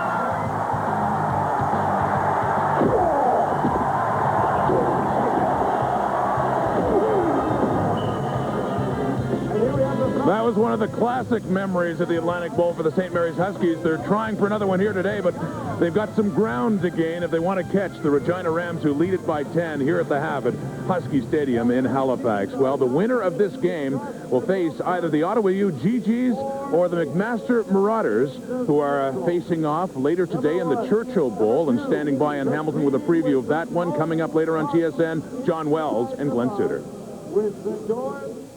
Rod, this is McMaster's first trip to the Churchill Bowl. Ottawa has been here before. They'd much rather, Glenn, be here with their #1 quarterback, Phil Cote, who won the Heck Crichton Trophy a year ago. Yeah, Phil Cote has been their guy all season long, and last week versus Laval in that big upset, Phil Cote went down with an ankle injury. It happened early in the first quarter. Tackled by Laval, he goes down, did not return to the game. Phil Cote, there was question all week as to whether or not he'd be ready to go for this game here this afternoon. Not only will he not go, he won't even dress. James Baker gets the starting assignment. They're weakened a little bit there, but when you look back to last week, he did beat Laval. Yeah, James Baker came in, like I said, early in the first quarter. After some early game jitters, settled in, played pretty well, and of course they upset Laval. When you look at McMaster, you have to look at the #1 offense in the nation, and they have an outstanding running back who is nominated for the Heck Crichton Trophy this year. No question. Kojo Adu has been their guy for the McMaster Marauders. He beat Jarrett Smith's OUA record for rushing in a single season, over 1,300 yards on the year. Not only that, he also beat the CIAU record for touchdowns in a single season with 20, and he can get you both ways. Along the ground, of course, with over 1,300 yards. This against Laurier last week, a 76-yarder for the touchdown, and he can also throw the ball. Yeah, he had a touchdown last week as he went back to the quarterback, Ben Chapdelaine, for 6. Yeah, a little trick play from head coach Greg Marshall last week versus Laurier. He took the handoff and then threw it back to Ben Chapdelaine for a big touchdown. So he can get you both ways. It'll be up to the defense for the Ottawa GGs to try and stop Kojo Adu, and that'll be up to Teddy Neptune. Here's a guy who spent 2 years at the University of Kentucky with Tim Coach, transferred back to Ottawa. Be up to him to try and control Kojo Adu. So what we've got here in the Churchill Bowl this afternoon at McMaster University is a battle of the #1 offense in the nation against the #1 defense, and that's where it's all going to shake down here today. And we're certainly looking forward to the Churchill Bowl later on today, Jamie. Ottawa U has been in that situation before recently, but this is new territory for a very good, explosive McMaster team. Yeah, McMaster and offense have Chapdelaine, they've got Idu, but Ottawa have the best defense in the nation, so it should be a great matchup. Yeah, it really should be, and that one is coming up right after we're finished here, but we still have a whole half to play, at least the way these teams are going back and forth, especially Regina. A 10-point lead for the Rams. What's going on here at Husky Stadium? So many questions to be answered. Not only who will win, but how many milk cartons can you stuff in a Volkswagen? Hopefully we'll get some answers for you later. We got a lot of undecided things right now. A 10-point lead for the Regina Rams, Jamie, who fell behind early but drove back a couple of times, including this one. Makes him so comfortable in the pocket under that pressure. He finds his favorite receiver, Jason Claremont, and they get in the end zone. Then they come right back again, but this time they go to Chris Warnicki, number 70. Blown coverage by St. Mary's, and they're in the end zone again. So they made it 21-7, but the Huskies finally got their offense rolling again, largely because of Luis Perez. And this is a great drive by Luis Perez. He takes it off tackle, he sniffs the end zone, and St. Mary's are back in the football game. They're back in. The late field goal made it a 10-point game, but you can see the numbers getting a little bit closer still. Great offense by Darrell Leeson and that Regina team. Yeah, take a look at it. 176 yards passing in the first half. That's pretty incredible. Plus rushing, and Grant, you know, he's done most of the rushing yards. He has time of possession favoring St. Mary's. It's interesting that last drive alone took up over 7 minutes, and it cooled off Leeson a little bit, although they did come back and get that one. Are you surprised the wind hasn't been as big a factor as we would have thought it would? I really am, especially with Darrell Leeson against him and throwing the ball exceptionally well. But I think what you're going to see St. Mary's do in the second half here is they're going to come out they're going to stunt a lot more on defense. They're not maybe going to fire linebackers as much as they're going to play a lot of games up front to try and confuse those offensive linemen and get to Darrell Leeson. So 10-point lead Regina has coming out of the locker room here for the third quarter. And by the way, 574, the latest count. We'll try to bring you up to date on that. The milk cartons in the Volkswagen. It's the Atlantic Bowl. Where else? Here on TSN. We'll be back.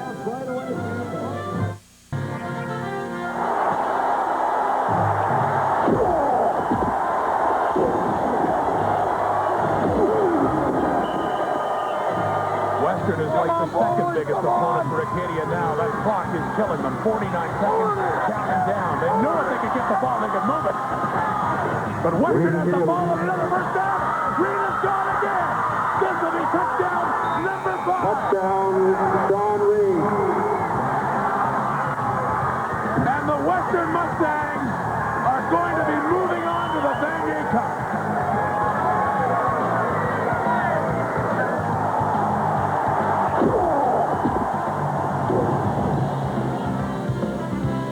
That was perhaps the most exciting Vanier, although that St. Mary's win, we showed you a highlight of that earlier in 1990, certainly was. This one's shaping up as a great one.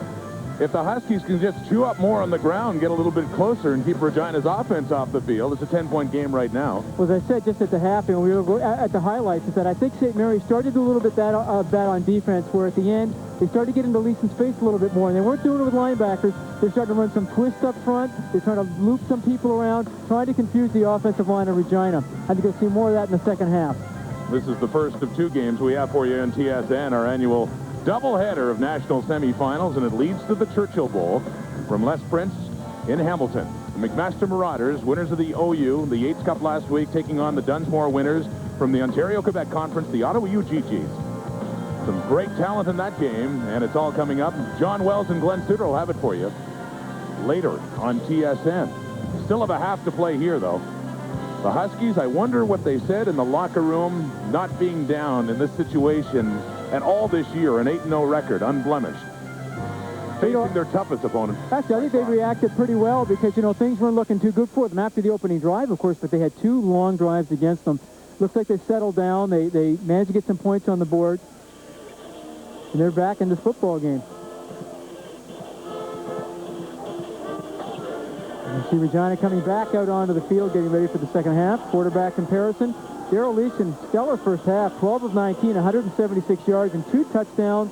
And key, no interceptions. Ryan Jones hasn't thrown the ball as much, still very effective, 4 of 6 for 67 yards, but they've gone more to the ground game in the second quarter. And Darrell Leeson racking up the numbers, and in really difficult circumstances, too. I think particularly when they were down by that touchdown early on, and it looked like St. Mary's could just roll along at will. And then they drive back against the wind. That was impressive. When I was a youngster playing football, my dad always used to say to me, the team who scores first doesn't usually win. I don't know if I believe you, but I'll take your word for it now. Let's go down to Alex J. Walling with Blake Nell. I've got Blake Nell. Blake, what did you tell your team at halftime, sir?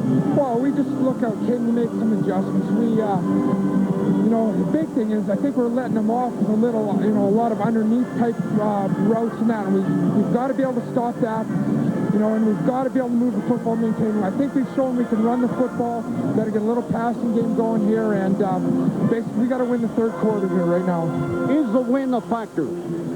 Yes and no. It's sort of a crosswind. It's a bit of a factor on the long balls, but we've got to prove right now that we can come out.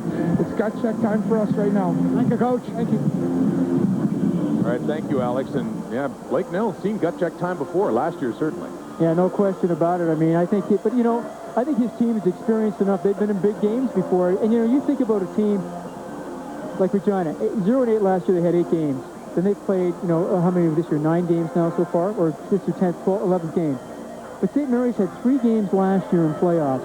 They've had 2 more now. That's 5 games. That's almost an extra season you're talking about in terms of experience that these guys have, and especially in big football games. So I don't think St. Mary's are going to panic at all in this type of a situation. Well, they fell behind early last year's Atlantic Bowl against Waterloo, and they came back. They settled that. Laval, you may recall, I believe, on Laval's opening drive when Bertrand drove them down like a knife through butter, and they scored the touchdown, and you thought maybe the Rouge et Or could rout them, and yet that turned out to be a very close game that St. Mary's could have won. It was 14-10 final. That's right, because Laval scored all their points in the first half. I mean, they scored their 14 points in the first. St. Mary's just couldn't muster enough offense in the second half to take the game. Getting set for the second half kickoff now. St. Mary's will receive, and they will have that wind that Blake Nell described as more of a cross, and it's true, it has swirled a bit. At times, straight down the field, and at times cutting across a bit, but they do have more of the breeze at their back right now. So Regina will have it in the fourth, but whatever factor that is, they blow it down right away as Marquez takes it right at the 35, and so Ryan Jones and that offense will come on. See what they do with the ground game. That's what's been working for them with Luis Perez. after the first 30 minutes of this game. Well, I think you're going to see them go right back to it again, and it'd be interesting to see if Dean Jones comes into the game at all as tailback, and I do see him in the game now. I think they feel that they can effectively run the football now. They've shown that in the second quarter. You know, and the old rule is if it's not broke, don't fix it. So why stop yourself? It's what Frank McChrystal feared the most about the St. Mary's offense, the run, fearing that a lot more than the pass. And it's been true to form so far. You saw Ryan Jones only attempted 6 passes all that first half. He's setting up a shotgun here, however, to start the second. And hands off it to Dean Jones. There he is. Here he goes. Still on his feet to midfield and a big first down to start this second half, St. Mary's. You know, St. Mary's only go with one back in the backfield, and that's Dean Jones. And they spread everybody out wide, so they spread that defense out. They create these big seams in the inside. They just run almost like an option. There's nobody option it to. And boy, he's got such quick feet. Accelerates hard, gets up the field. And we didn't really see him that much in the second quarter. It was primarily Luis Perez playing tailback. In the entire first half, only a few carries. That was a gain of 15 for the former Edmonton Husky, former rival of the Regina Rams in junior football, and there he is. Carry number 2 of the half. It's Dean Jones again, putting his head down, pulling for more. Another good long gain, over 8 yards on first down, second and short for the Huskies. And Luis Perez is on the sidelines right now. He is not in the football game. It's on to the H-back. And they probably feel right now they want to try and get the ball outside and use Dean Jones' quickness.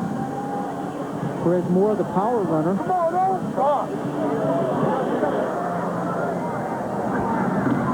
There you go again, Dean Jones. Straight up, first down and more.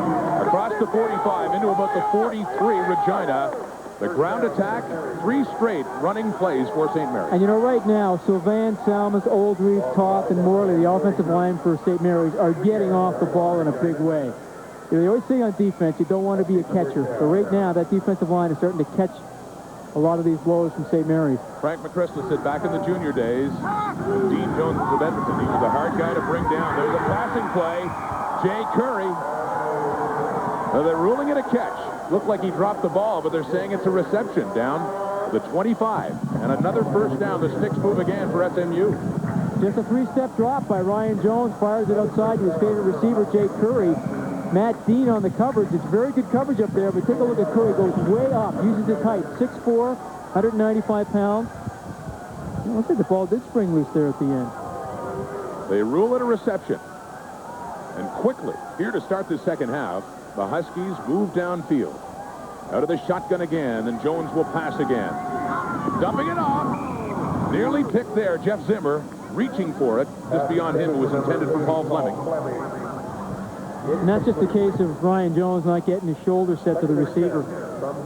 You know, he's rolling to his left side, right-handed quarterback. You really got to work on getting your downfield shoulder, your non-throwing shoulder pointed to the receiver. Rushing yards surpassing the passing yards by over 40 yards. Substantial amount. And so far, it's been 3 running plays and 2 passing plays in this drive. It has taken St. Mary's in scoring position inside the Regina 25. On second down, to pass again. Dumping it off. Dean Jones taking it. First down, more. Zimmer finally drags him down inside the Regina 10. It'll be first and goal for St. Mary's to start this second half. That was a well-executed screen by St. Mary's. Well executed. Ryan Jones drops back, invites the rush. Offensive line blocked, and they slide out to the right. Just gets his feet set. Gets the ball in his hands, and now just tucks it away and really knifes hard up the field. You know, that's one thing you must say about Dean Jones. You don't see him go east-west very often. He's a north-south runner. Dean Jones again, carrying it down near the goal line. Touchdown, St. Mary's.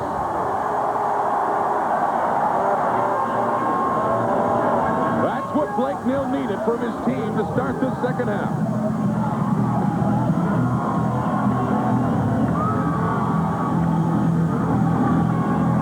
Let's take a look now here.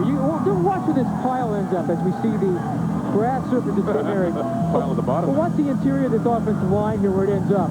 look, everybody's going to be almost in the end zone. They push everybody back into the end zone. If you're a defensive lineman, you cannot stand up and be pushed back into the end zone. Well, just as St. Mary's previous touchdown drive in the first half was the Luis Perez show, this was the Dean Jones show. As he scores one against the Rams, the way he once did when he played junior football. Oh, yeah. Another Atlantic Bowl tradition, and they're proud of it. Making a mess here in Halifax. We'll be back. Sure, they're probably cold, but their hearts are warming up. If they're cheering for the Huskies, they're coming back in this one, trying to get to the Vanier Cup for the second straight year. Regina wants to go there as well. Toronto, December the 2nd. We'll have it for you here on TSN, and you saw the number there. If you want to get some tickets. Neil Hughes takes it at his 5. Their lead is only 3, and he has hit hard. Crefton Bollard's in there. Another Husky. Eric Lyman in there as well to take Hughes down at the Regina 30. I'll tell you, you're seeing some real tough hits here this afternoon by both teams, and this is really impressive. I mean, Hughes, he's just like shot out of a cannon here when he takes his kickoff back, and then St. Mary's Gunners come down here, and wow, what a shot by Eric Lyman, number 95. Just watch, give the old head snap right here, right there, bang, just goes right out of your picture. And that's good football. Kind of a double whammy. The big one by Lyman with Bowler's got him as well on the way down. Hughes, Saskatchewan tough, no problem. In there and ready to go. 1st and 10. Handing it off. Olenek with it, who had a busy first half for Regina. And about a 3-yard gain. Not a big one here on 1st down.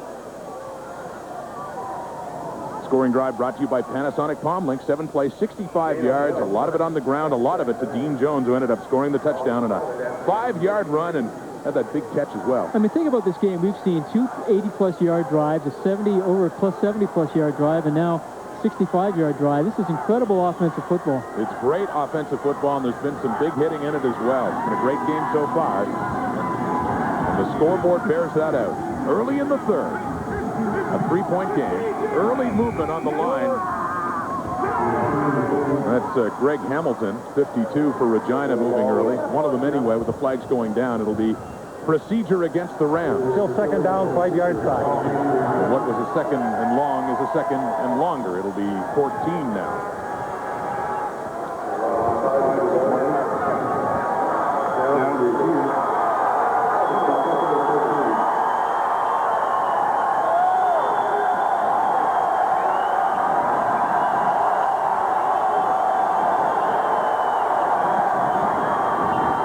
Second down.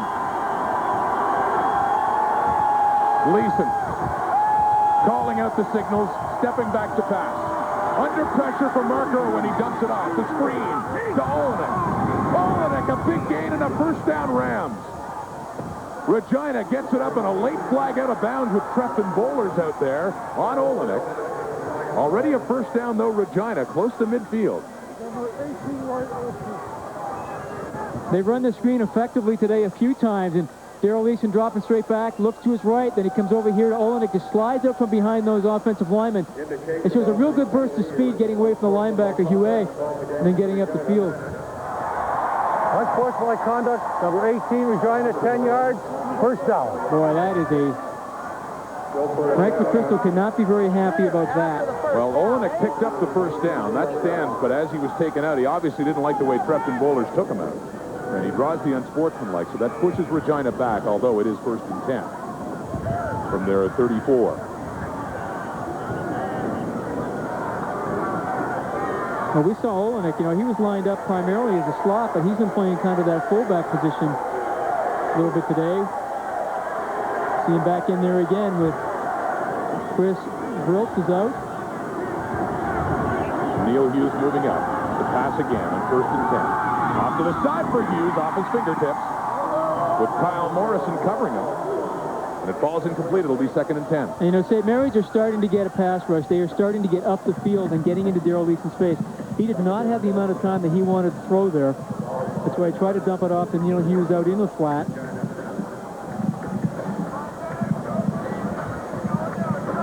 Blake Neal, talking to him this week, he said, we have over 40 different blitzes in our blitz package. He says, I don't think Regina has seen that many this whole season. He said they're going to see them all today, if not more. I'll tell you, though, so far, and you'd agree, Darrell Leeson's done a wonderful job. He has done. Yep. Read one blitz, threw a touchdown pass off it to Chris Warnick. Warnicky make it 21-7. Now it's down to 24-21 lead. Passing again, Hughes. No good. It was a nice catch. He caught it. He didn't stay in bounds, and they'll be punting. Now, it's a good call by the official because he did make the catch, and his foot came down right on the line.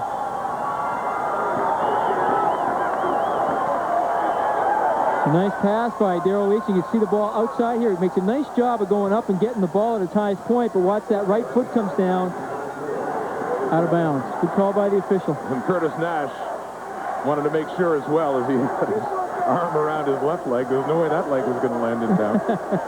Just to be sure, right? Punting situation for John Ryan, standing at his 20. He will be punting into a breeze. He averages just over 38. It's been a tough day on the kickers, even when they're kicking with the wind. This one, low, a smart kick against the breeze. And Labucky has it on the return and gets up close to midfield. And taken down. It'll be St. Mary's football, trailing by 3. St. Mary's University. Make us your choice. The support we get here as varsity athletes is 100%. Yeah, I'm having the time of my life right here. There's a lot of great contact one-on-one with the teachers, and it's a great help. All I can say is great school, great teachers, great coaching staff, great environment. St. Mary's University. Make us your choice. My name is Master Chief Billy Sunday, and I am God. The Los Angeles Times calls Men of Honor dynamic entertainment with a punch. He'll be dead before you get to him. A must-see movie. It will have audiences cheering. Men of Honor. Now playing. See it. Live it. TSN. Husky football, they're down by 3 in the third quarter. Once again, here's Alex J. Walling.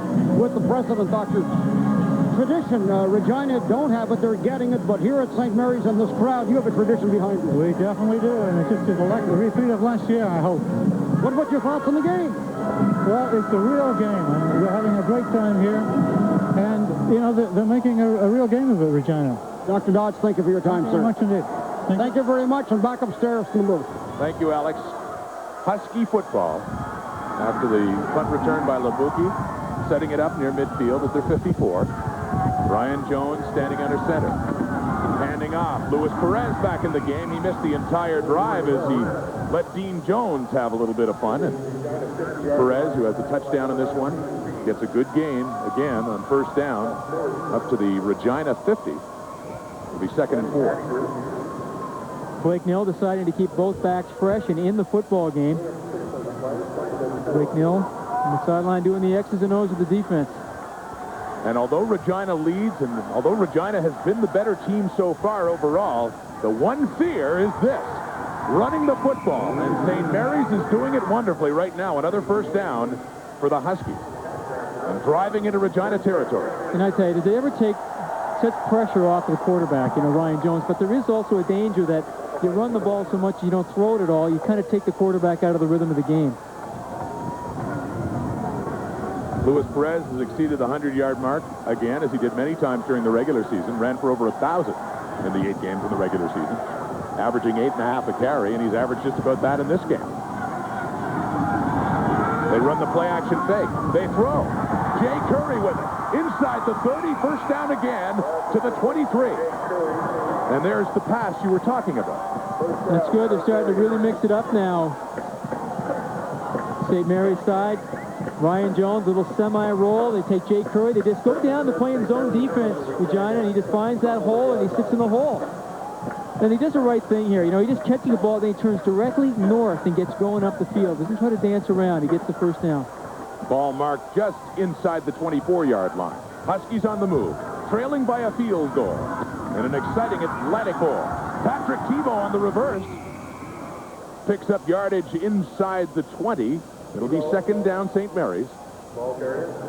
Tebow, who's been a big part of this offense during the season, but used very sparingly today. And you know what? If Tebow had just waited a little bit longer, Charlie Toth was pulling with him, had him outside, looked like he had a really good block on Zimmer. but then Tebow tried to cut it up too soon. He didn't wait enough for the block. If he had waited for the block, Charlie Toth was there. Pickup of about 4 yards. 2nd and 6 on the toss. Louis Perez gets outside, gets ridden out of bounds. It's Lee Moffitt taking him out, shy of a first down. In fact, he only gained about a yard.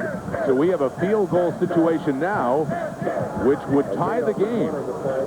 And this has been a position for St. Mary's that they've had trouble with this year with their field goal kicking. Last week, Breckenworth did not play last week in the Jewett Trophy game, and he's coming onto the field now to attempt a field goal. He activated him for this game. And so Chris Breckenridge will put it down, puts his tee down at the 26-yard line. First-year player out of St. Pat's High School in Sarnia, Ontario. This is to tie the Atlantic Bowl. From 26 yards away.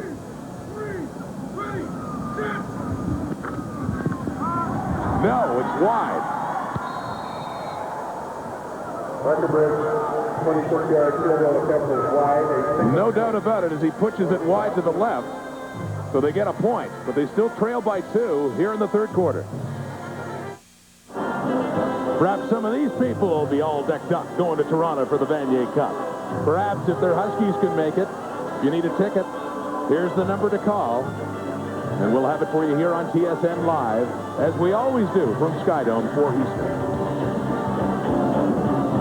Who let the dogs out? Tough dogs today, you betcha. The wind picking up, it's tough on a fan today, but it's football weather, right? Just dress warm. This is really going to be an important series for Regina right now. They have the wind in their faces, 2 minutes, 53 seconds left. St. Mary's want to force them to kick the ball into the wind, plus they got them right up against the shadow of their own goal line. This is going to be a big defensive stand for both teams, or a big stand for both teams, defensively for St. Mary's and offensively for Regina. And Regina's thrown the ball so well. The one thing, unlike St. Mary's, that they haven't been able to really do is establish any kind of sustained ground game, albeit Darrell Leeson has shown he can run the ball. Right. But Leeson in the second half, this is his 3rd possession, 1 for 4 for 14 yards. He had a dynamite first 30 minutes of play. Deep in their own zone, and there's Leeson running. He's been their leading rusher today, and he gets Regina a big first down. A little less pressure on the Rams now. And that's a classic example of man coverage, how it hurts you sometimes, because, you know, nobody accounts for the quarterback. So the defensive backs here all turn and run with the receivers. And so he's still running down the field, and they're still running down the receiver. They can't come up and force him outside until he gets 12 or 13 yards. He has been a very smart quarterback today in his reads, his decisions on running. He has run it very well. The ex-Calgary Dino. An All-Canadian when he played in Calgary. Running for 73 yards so far. A bit of a surprise. John Ryan is in playing receiver, number 15. He's the punter. And a backup receiver, although we hadn't seen him at any point in this game. The rookie Ryan in there. Leeson throwing. He finds his favorite target right now. Getting it out there to Jason Claremont.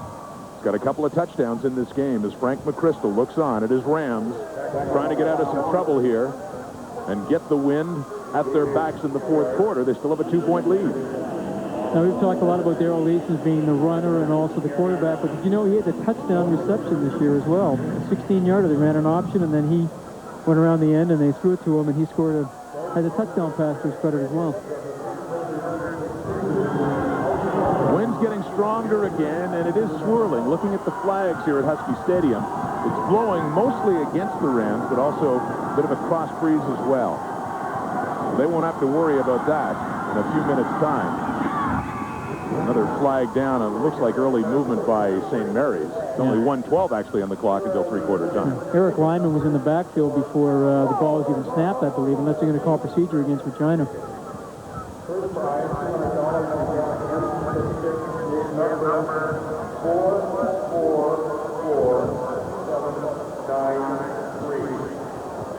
Down 5 yards up. Boy, that ever change the complexion of this next play.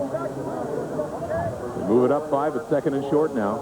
They would have been punting in that last situation against the wind. There's another penalty working against St. Mary's.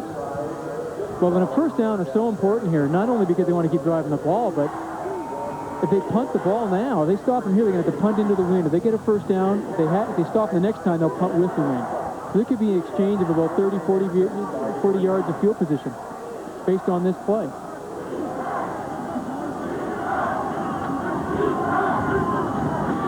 Leeson, despite second and short, he throws the first down. And it's Olenek again on the receiving end, and he gets it out to the 34. More good work by that Regina offense. And really for the first time here in the second half. Getting another drive going. They've had some long ones today. And really nothing fancy there, you know. When he comes out, he just, Olenek's the inside receiver, lines up fullback, then goes to the slot position and just does a 5-yard out. And Leeson just kind of semi-rolls and deals it to him. Now Leeson's looking at the clock now with 43 seconds left, so he realizes in 2 more plays, he's probably going to get the win. And the way they're going, they may still have the ball by the time the quarter runs out. Turn around and go the other way. Little fake, dumping it off again. Olenek again. First down, another big hit. A lot of hard hitting, and Olenek is still lying down. Slow to get up. But he is up and appears to be okay. And those hits hurt even more when it's this cold. You know, it's funny. I mean, last week, Blake Neal was talking about how Hughes had that big game, 10 catches. Why doesn't anybody cover him? Well, now I'm sure people at home might just be saying, hey, how come they don't cover Olenek? He's wide open coming out of the backfield. Same play we saw before.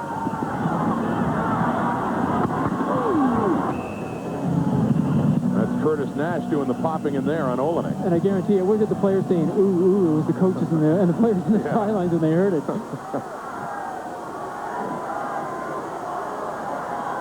This will be the last play of the quarter. The clock ticks down to the zeros, and on that first down play, Leeson is just taken down, but they will indeed have the ball to start the final quarter. On the play by number 45. And they will just barely be in their own territory at about their 50-yard line.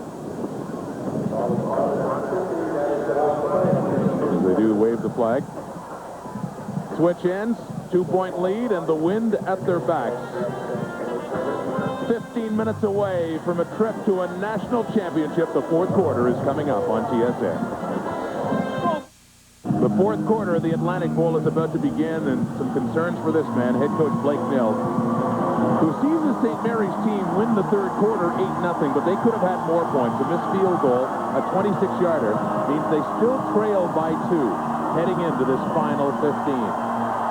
And what's worse, Regina got themselves out of a serious jam deep in their own zone with a nice drive that was kept going by an offside penalty, where they would have had to punt. Instead, they are still on the move, and they're out to their 50 now on a second down and about 8.5 yards to go after a short gain by Leeson to end the third. Blake Neal has seen these situations before, but if you discount a Mount Allison game where they only won by 6, he really hasn't seen it in a long time, not since Laval last year at the Vanier. No, exactly. And, you know, we want to draw comparisons to that and what's going on here today, but yeah, we just saw that highlight a little while ago where they were on the 1-yard line against Laval, had a chance to kind of really take the momentum. The score was tied 7-all at that time.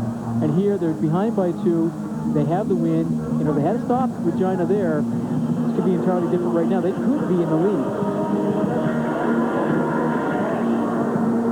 We've seen highlights. We've showed you them during this telecast of some close Atlantic Bowls in the past. 1990, the dramatic touchdown by St. Mary's to knock off Western. They went on to the Vanier, and 95 Acadia and Western was exciting too.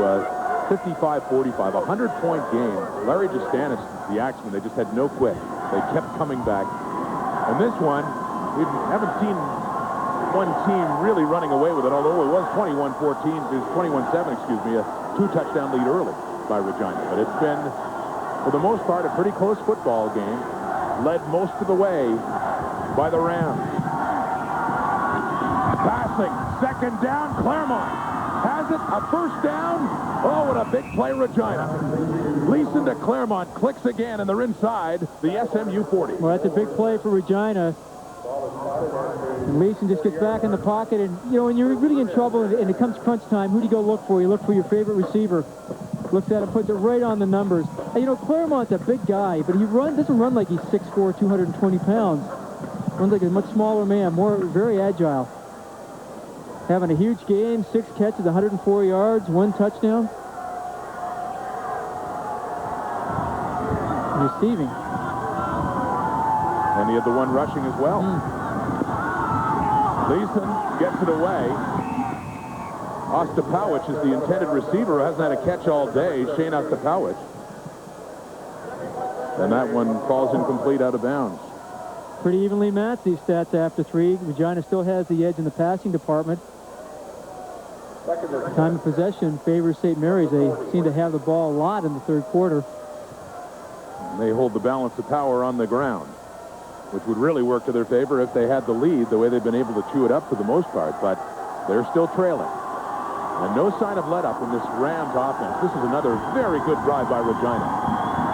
It's extended into this 4th quarter, but he's taken down. Mark Irwin with the sack on Darrell Leeson.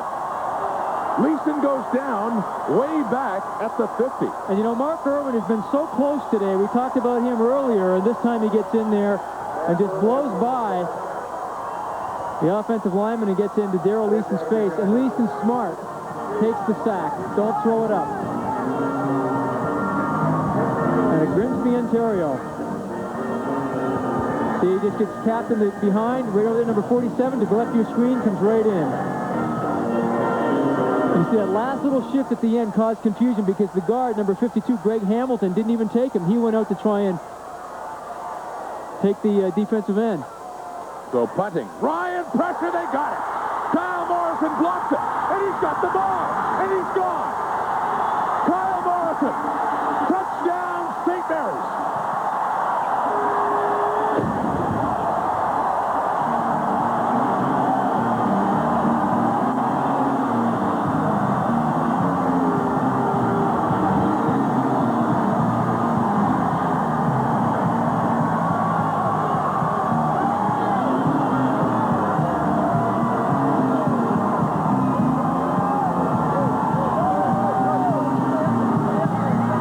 Decide to come with pressure, and right up the middle, number 40, Kyle Morrison, who played Australian rules football when he grew up in Australia, makes the block, picks up the ball, and then he runs it in and gives St. Mary's the lead.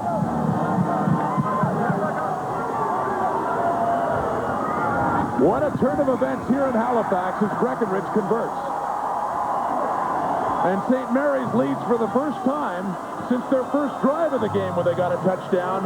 They're up by 5 here in Halifax. He's the man that has put the St. Mary's Huskies into the lead here in the 4th quarter.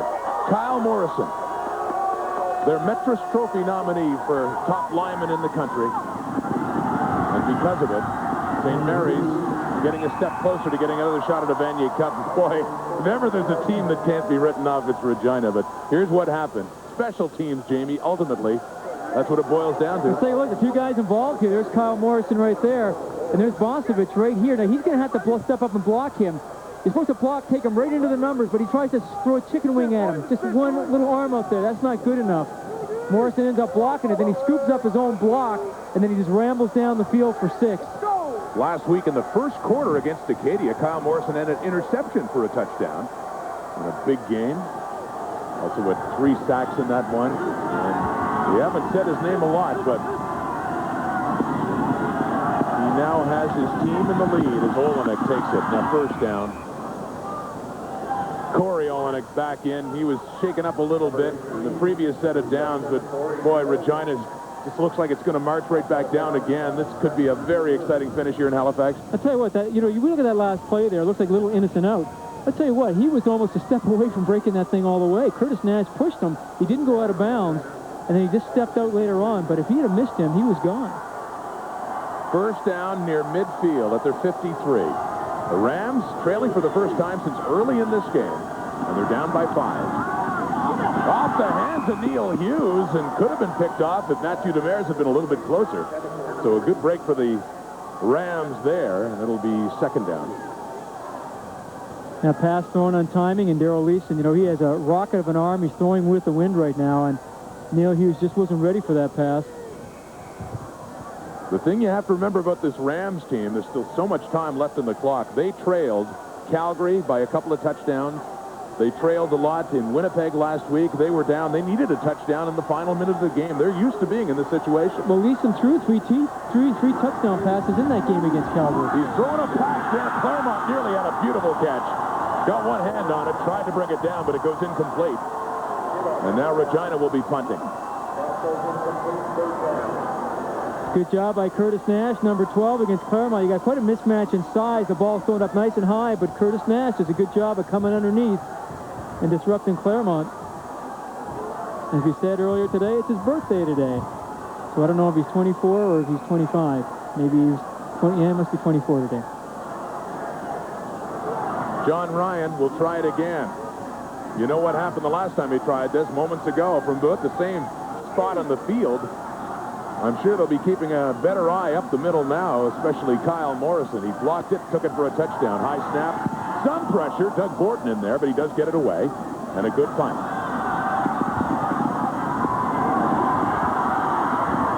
Josh Labuki on the return for St. Mary's. Gets it up across the 20. Husky ball and the lead.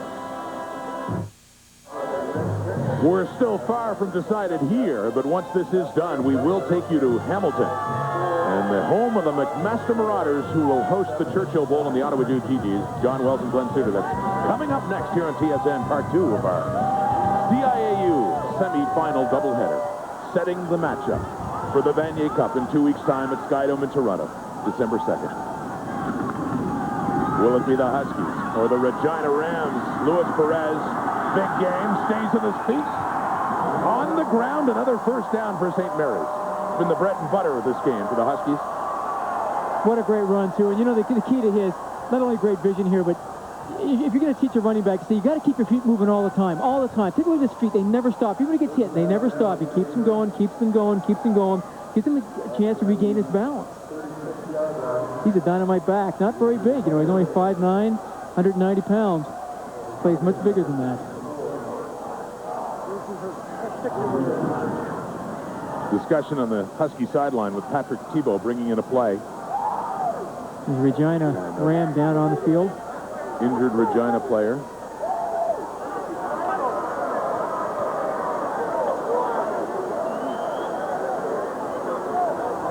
Where to work, all right? Where to work, guys? Come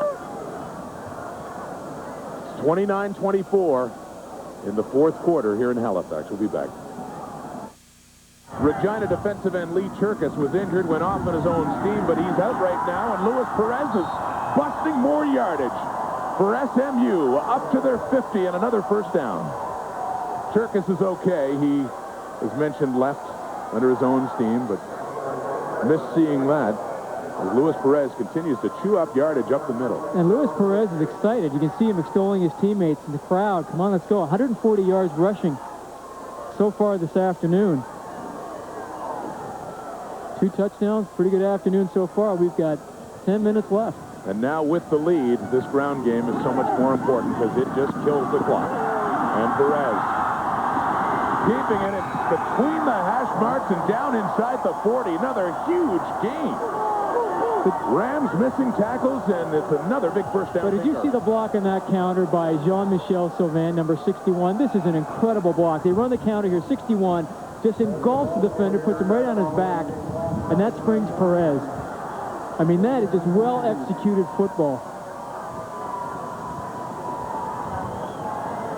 Getting down to the 10-minute mark now. The clock just ticking away as they keep it on the ground. It's Erico Akeem. Akeem with a big gain. That middle has been open lately. And another first down for the Huskies. Right now, moving it at will along the ground. I think Regina are just surprised right now, but you know what's happening? St. Mary's offensive line are getting off the ball so well that the defensive line from Regina just cannot disengage in time, and the back's by. Akeem gets it down to the 25. We're under 10. Still lots of time, but this Ram defense suddenly faced with the problem of stopping that run. And they do stop it there, especially Luis Perez, who gets short yardage for a change, albeit maybe 3 or 4 yards on that. See where they actually spot it. You know, it's amazing how things change in this game. Earlier in the game when they were, Blake Noah was complaining about the clock running when it shouldn't be running because his team was behind. I'm now sure he wouldn't be complaining about that. His team's ahead. He's trying to burn off as much time as he possibly can. You don't want to give Daryl Leeson a chance to come back on you. It is a very good test for the Huskies, given the opposition they've had in the Atlantic Conference this year. They're not used to close games like this, but they're making the most of it. Leading by 5, Dean Jones. Another first down, and gets it closer. Taken out of bounds at around the 6-yard line.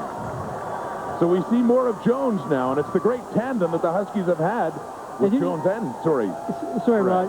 You know, the thing is, when you watch teams block, I'm just impressed by the blocking up front here. Watch how they sustain the blocks. They sustain them. They don't just hit and then guys release. They sustain. And that allows Dean Jones to get outside and almost get in for 6.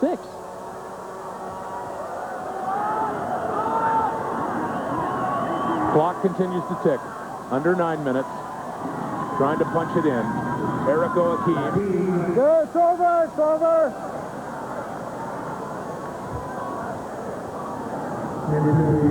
You know, we saw Akeem there come up and kind of hit nothing, like just a wall. But see what that wall did? It moved forward. I mean, that wall moved about 3 yards forward. It tells you who's winning that battle up in the line of scrimmage. Takes it down inside the 2, where it'll be 2nd and goal. They can punch it in here. It's a 2-touchdown game with about 8 minutes left. And the Rams, who dominated so much of this game, would find themselves in a big hole. There it is! Luis Perez with a flag going down, however. This one might be coming back. I think they're going to call holding against St. Mary's.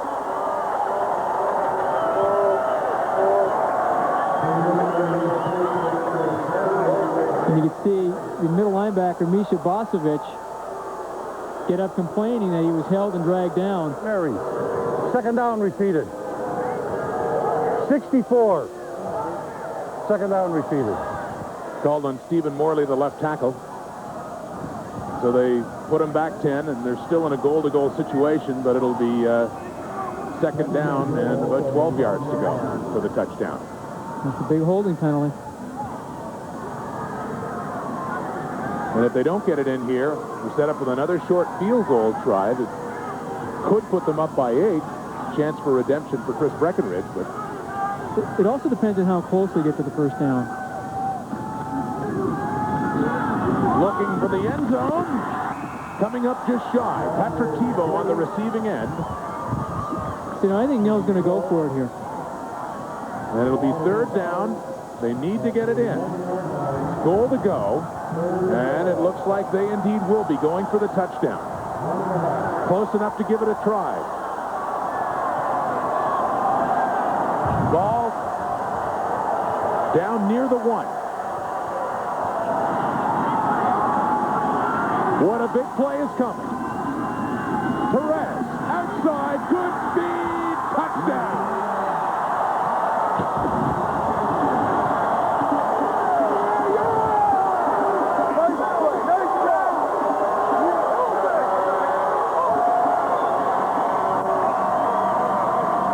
You know, we talk about Perez being a north-south runner. There are times when you want to run east-west, and that was one time you want to do that.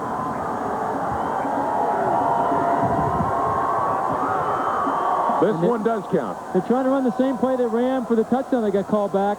And Perez, again, sees it. It's not there. Just kicks it outside. Keeps kicking and kicking and kicking. And now it's at the foot race to the corner to get in. And he wins that easily.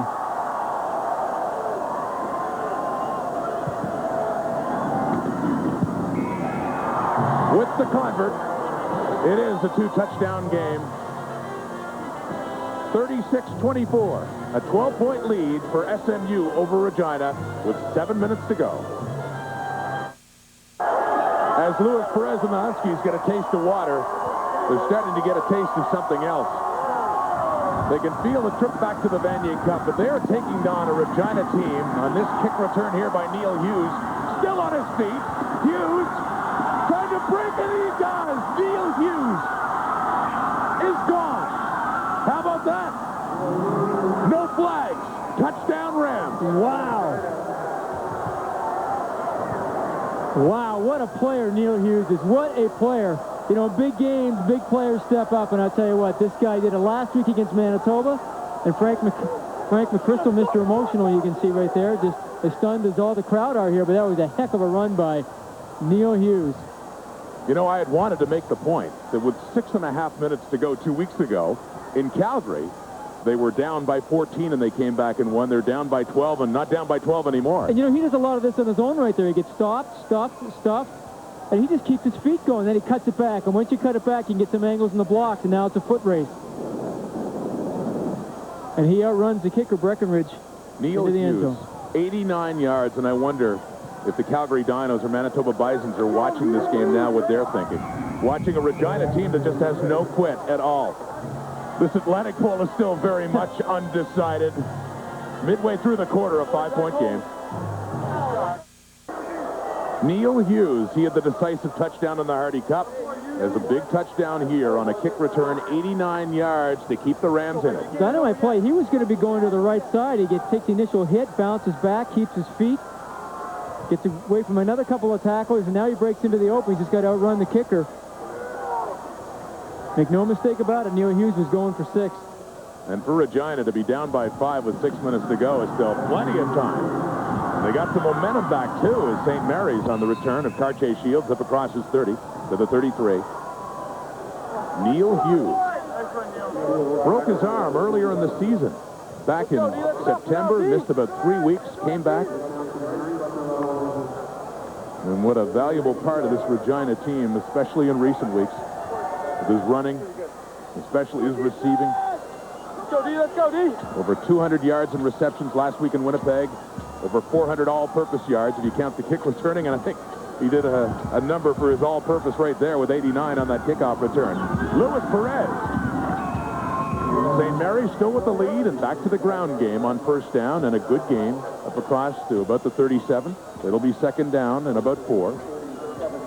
Looks like Regina's defense starting to tighten up a little bit. They feel they have some momentum. And we've seen some huge momentum shifts in this game, and it's really been quite incredible. It really has, and it is somewhat reminiscent. We talked 5 years ago about Western and Acadia, and back and forth they went.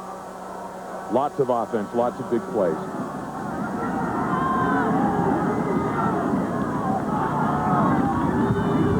Perez!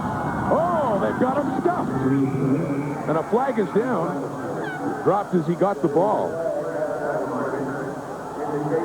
Kevin Barron was in there, 63 Regina. Looks like it's against St. Mary's. And I think they'll decline it and they'll get the ball back.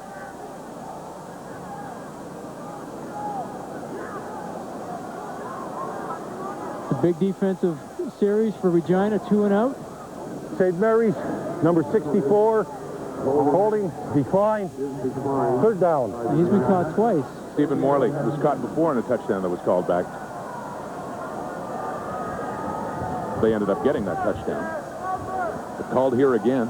Good job by the Regina front 7 to get in there. You see everybody's playing up real tight. Nice job to get inside there and force it out. That was Lee Chirkus, number 64. And there is the punt, and a good one against the breeze. Best one of the day for Stallett. And Hughes bobbles at that time, but he ends up picking it up, and they've got him wrapped up at the Regina 35 just inside. Rams have the ball. They trail by 5 with 5:22 to go in the 4th. What you got there, sucky baby? Cough drops. You got a sore throat? Look at the pretty bow. Can I have one, sucky baby? Can I? Fisherman's Friend, not your sweet-tasting cough drop. Oh! I like new things, especially when they get old. Introducing Valvoline Max Life, the first motor oil formulated for higher mileage engines. Max Life conditions used seals to help keep your high mileage engine performing for a long time. On first down, Darrell Leeson completed the pass to Corey Olenek.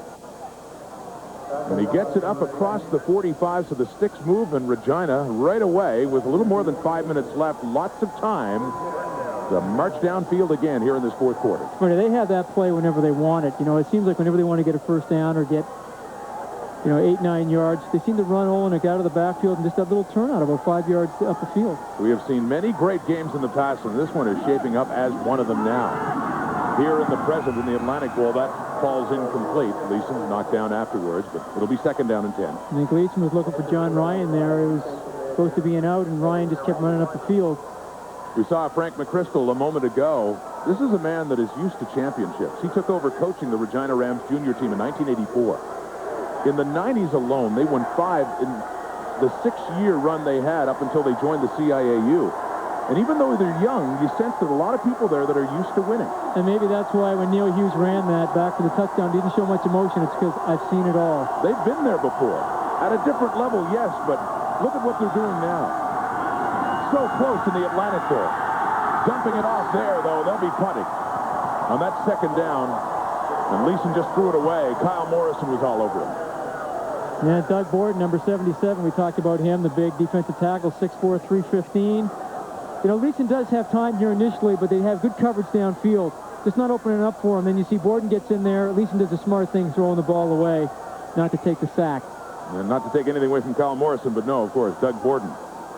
You know, we were talking here just a minute ago, but I think the wind has shifted. I think the wind is now in Regina's face. It's certainly going across. It's no longer in their favor, and good pressure there by Borden as he quickly got in. He's been close a couple of times. Labuki on the return. Cormier nearly had him, and Labuki gets it up to the 25. So St. Mary's defense holds, and they're trying to hold on with a 5-point lead to get back to the Vanier Cup. Ryan Jones, St. Mary's offense, with the ball inside their 25. He's passing. Off to the side to Cartier Shields. Good catch. And a reach back for it. He won't get anything. He's off it. Regina football. Jeff Zimmer recovers it. After Cartier Shields coughs it up. A dramatic turn of events again as Regina has it at the 26-yard line. St. Mary's down by 5. I mean, he's looking down the field here. He throws it out to Cartier Shields and makes a great catch, but right at the line of scrimmage. Now he's trying to get some more. The ball gets knocked away by Zimmer, and then he recovers it himself. Looking downfield, nothing there. Just dishes it off to the outside. This is a great catch. And then Zimmer comes in here and knocks it out right there. The ball bounces away, and then he jumps on it. 23-year-old Jeff Zimmer. In possibly his final game, he'd like his final one to come next week. He said that he wouldn't be back next year. End zone! Oh, Darrell Eason tried for his younger brother Michael Leeson there, but just a little bit too far. And it's second down. Good coverage by St. Mary's out there. Leeson put it in the only place that his brother had a chance, Mike, to catch it. Derek Watson doing a good job covering. Oh, he shows a little bit of emotion every now and then. But as much as you'll see right now. A young CIAU team, a very experienced football coach. Good job by Hughes to make the block so that they can complete the pass, and it's coughed up. A live ball. St. Mary's. St. Mary's football. Now he's trying to go over and say, I didn't have possession of that ball. Olenek trying to plead his case, but that decision's been made. Olenek made the catch, and on the fumble, the last ones to touch it were the Huskies. Leeson under tremendous pressure right here. Gets picked up in the blitz. He puts it out there. Now Olenek turns around. I'll tell you what, look like both of them had it. So, you know, it's a good call by the official. It looked like possession was gained by either one of them. They both seemed to have possession of it. Came down, the ball knocked loose. St. Mary's takes over on their own 3-yard line.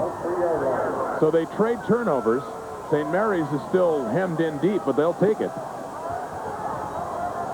They have their 5-point lead. And they'll keep it on the ground this time. Dean Jones with it, up across the 15. Another good running play, St. Mary's. Another first down as they try to get themselves out of trouble. 2:35 on the clock now.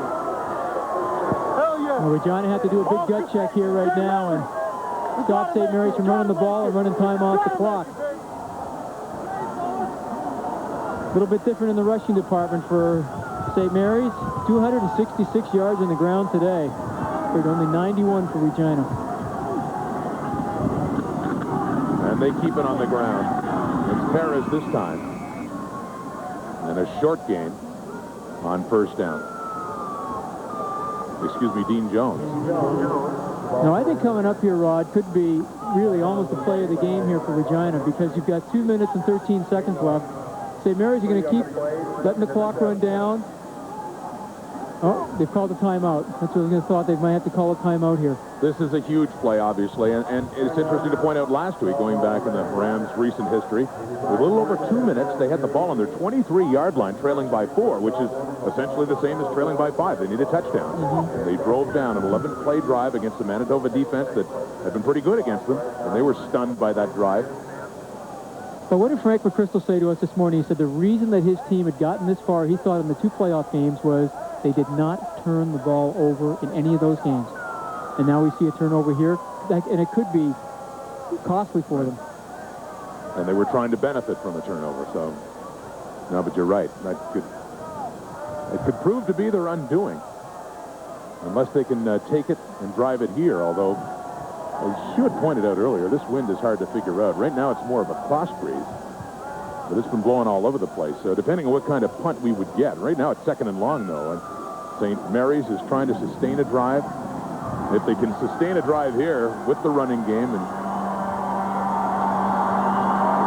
I think they should run the ball here. I don't think they should throw it here. Regina have to show you that they can stop the run, and they haven't shown it yet. It's 2nd and long, and they go to the toss, and it's Dean Jones. And he knifes his way along, but he does not have a first down, so good work by Regina's defense. They will be punting. And, that was the call that, I think it was the right call. Regina dug deep down inside of themselves right now, and they came up with a gut check, forcing St. Mary's to punt.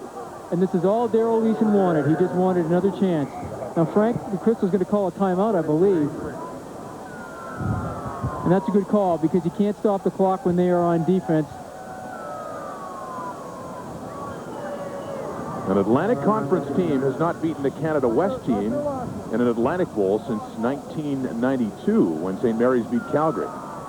Going back 3 years, Mount Allison lost to UBC, and before then, it was Saskatchewan winning as well over St. Mary's. We also saw a pretty close game when UBC and Mount A played in here because it looked like the game was over. And Mount A made that right. It was a 5-point game. Mount A came back and threw those 2 long touchdown passes, and they were right back in it. And it was a 3rd down and 8 play that they had made it. They were down around the UBC 20-yard line.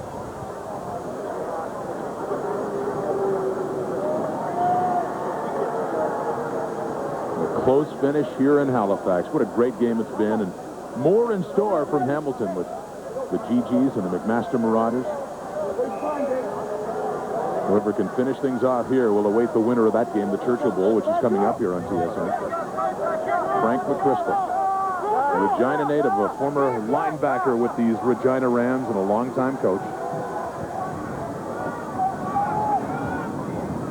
Neil Hughes had a kick return for a touchdown and a play that makes some sense.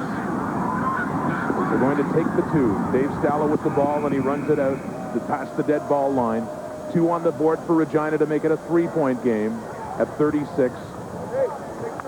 You know what? I personally don't agree with that call at all. I think 33. I think you don't like it? I don't like it at all. Because it sets up Regina for a field goal. Absolutely. I mean, unless the only thing I can think of Blake Nill doing that is that he thinks that I'm going to put the ball over to Frank McChrystal's court, and I'm going to say to you, you got to make a decision coming down here at the end. When are you going to go for it? When are you going to kick the field goal? If he doesn't do that, there's only one thing Frank's got to do. That's score a touchdown. So now the only thing I can think of, though, is St. Mary's is 1 bad punt away from handing them the ball at St. Mary's 40 or 45, maybe 50. That's true. But at the very worst, I'd say that they were going to start at midfield, whereas this way, at least they get to kick off and hem them deeper. Except what happened the last time they kicked off. True enough. Oh, I'll bring that up. Oh, use the Neil Hughes argument. That's right. You did.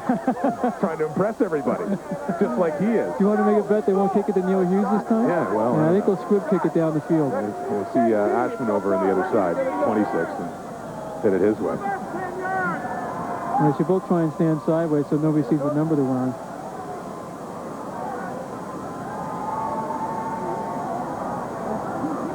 But an interesting finish, 1:56 on the clock, and as Jamie pointed out, they're now within a field goal. John Ryan, the rookie.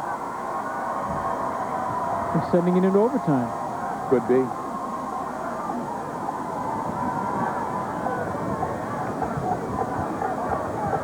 The tension on the sidelines, you can only imagine.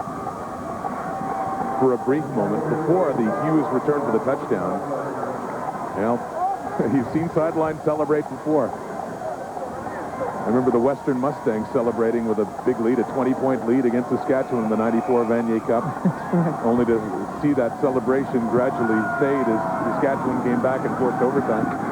Hughes with the ball. He gets it. He's got a return going. Neil Hughes. Here we go. Hughes. Could he do it again? Oh, they take him down at the 10. Josh Labuki with the saving tackle, but Regina is in scoring position with 1:45 on the clock. And you got to ask yourself, why would you kick to him? Why would you kick to him? He just killed you the last time. And you there don't was kick no to him effort again. to put it over the other way. I mean, this is just, I mean, it was a great play by Labuki at the end here to catch up to him. Although, you know what, in some ways it's a great play, but if they're going to score here, you almost would rather have them score now so you can get the ball back, because time is going to be St. Mary's enemy if Regina score. And plus, how big is that safety now? Because they're in field goal range. Even if they don't score, they get a chance to get the field. Well, as I said, I agree with you. I mean, they should have punted, right? They should have. No, I didn't agree with you, but I'll agree with you now. It's not looking... St. Mary's takes the time. My boy Neil Hughes is just... He killed Manitoba last week, and he is killing St. Mary's right now. Another big, big return. You know what's amazing about backs like him? You know, you see, he looks like he's running full speed, but then when he sees that little opening, he's got that little extra jet that he accelerates through the hole. Neil Hughes, 5'9", 205. Has the great wheels.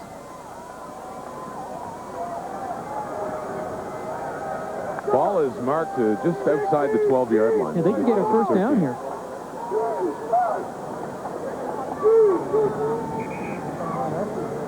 Now here is a touchdown. He was trying to come to the right, got hit by bowlers, and he bounces off, comes back inside, and now he turns on the Jets again. This time Labuki was down. That led to the end zone. They're trying to get to the end zone again, and if they do, they'll all but secure a trip to Toronto. Leeson rolling out to his right. Touchdown, Rams. Wow. Chris Warnicki with his second touchdown of the day.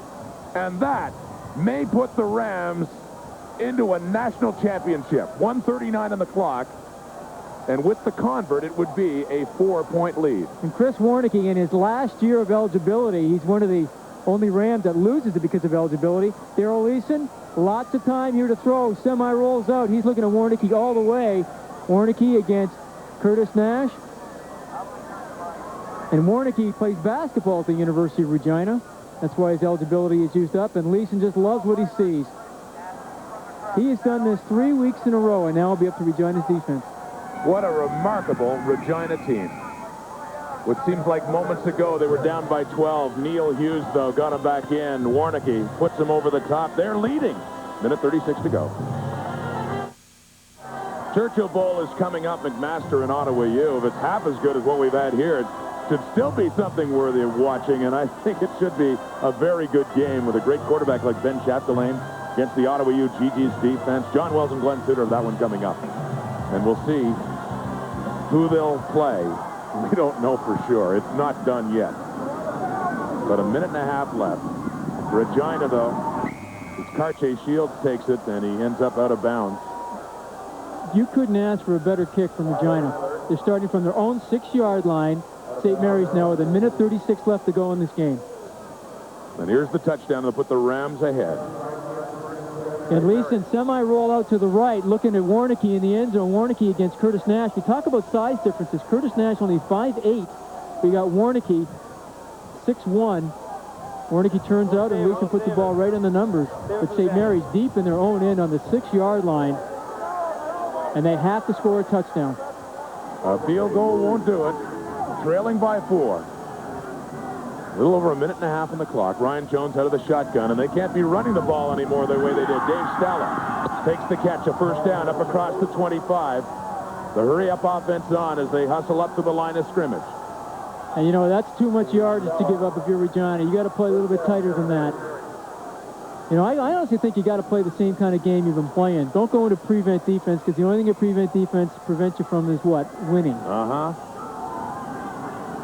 SMU Trying to make it a dramatic finish. Passing again. Jason Curry has it near the first down marker, just shy, but a half-yard shy. You know, give credit to St. Mary's. I mean, they don't look like they're panicking at all. They seem to have everything under control. Good clock manipulation right now by St. Mary's. Now, see, they can huddle now because he went out of bounds. Clock stops at 1:22, so they do get a play quickly called, and they're up on the line now. Trying to make use of every little second they have.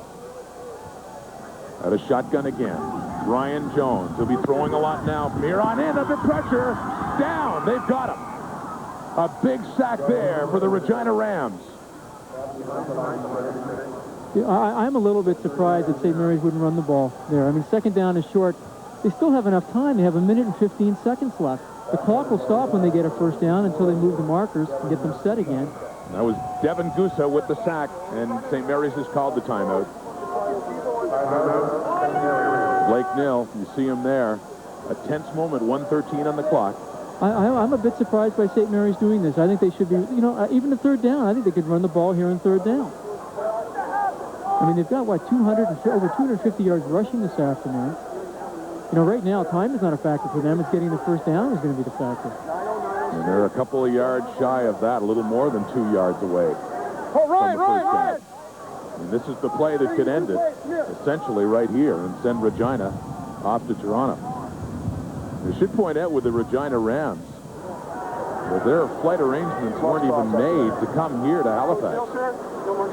That was kind of a rallying cry for them. When they were 2-4, the CIAU canceled their ticket reservations for Halifax, assuming they wouldn't have a shot at going, basically. And then, lo and behold, they win a couple of games, they make the playoffs, they upset some teams, and here we are.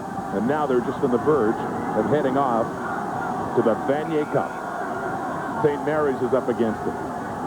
Jones, shotgun, he's got 4 to the left, 2 to the right. Pump fake, looking for someone. Anyone takes off, tries to pick it up, he doesn't. He is short. He's short. He is short, and Regina is starting to celebrate. They turn the ball over on downs, and the Regina Rams are 1:06 away from another stunning upset and a trip to the national championship.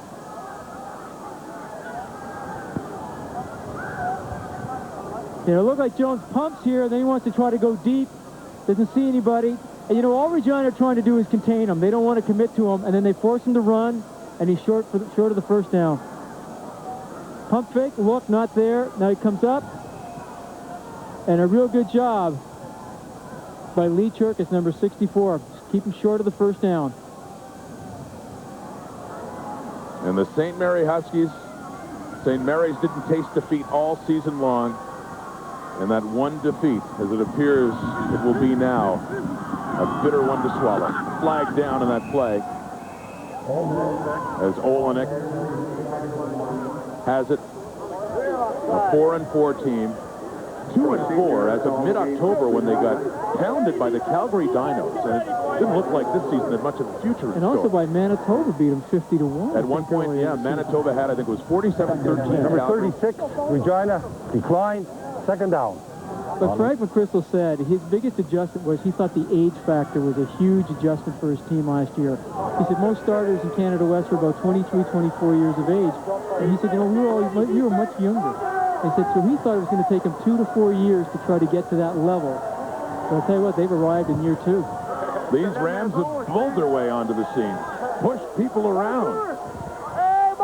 Into the CIAU, no wins last year. But they're on the verge of going to the championship. On second down, they just keep it on the ground and 38 seconds to go. You know, there has never been this type of a turnaround in the CIAU history, where a team that has gone 0-8 the next year has found itself in the Vanier Cup. I mean, everybody's been talking, and we talk about Greg Marshall and the great job that he's done at Mac, and you're going to see them right after our game. But it's taken him 4 years to kind of build that program. And even Laval, too. They had some bad years starting off. Although, albeit it was only in their 4th year, they won it all. And now, if they come in and beat St. Mary's right in their own field, I'm just curious how you can make Regina an underdog against either Ottawa U or McMaster. Now, St. Mary's are going to get the ball back here, but this could be a very important field goal. If they're going to attempt the field goal, actually looks like they're going to punt it. John Ryan. And I think if John Ryan's smart, he should punt it to the short side of the field out of bounds. A point means nothing for you right now. kick it out inside of the 10-yard line. They needed a point from him in Calgary 2 weeks ago. The semifinal when they upset the Dinos. It was a tie game at 32. The ball was at the 16, but considered to avoid a return, he still needed a good punt, and they got it from him, the single, to win the game on the last play. And they blocked one today. That's right. Now, he's just walking away. He'll take the delay of game penalty. They knock off, they get the clock down to 17 ticks, 17 seconds left in this 2000 Atlantic Bowl. And the Regina Rams, a name synonymous with Canadian junior football for so many years. And 2 years ago, last year was the first season, and they joined the University of Regina. And the program, in terms of the way it's controlled and everything else, has stayed the same. Still the Regina Rams, just now in the CIAU. The punt into the end zone. And popped out of bounds. On the return there is Labuki. First of all, I don't get that. You catch the ball in the end zone, go down on one knee, you get the ball at the 35-yard line. Yes, I mean, it's a 4-point game anyway, so it doesn't matter. Right, it doesn't matter. Right, they need a touchdown anyway. That's a good point. Field position is everything. That's why I was saying to John, I thought he was going to try to kick it out of bounds and bounce back in. So once again, the Rams get the best-case scenario out of that. You're right. Well, 6 seconds left. I mean... Now, if you're Frank McChrystal or St. Mary's, they're going to scrimmage from the 15-yard line. No, actually, I'm sorry, the 4-yard line. You should have your defensive backs about midfield right now. You just don't want to let anything go over your head.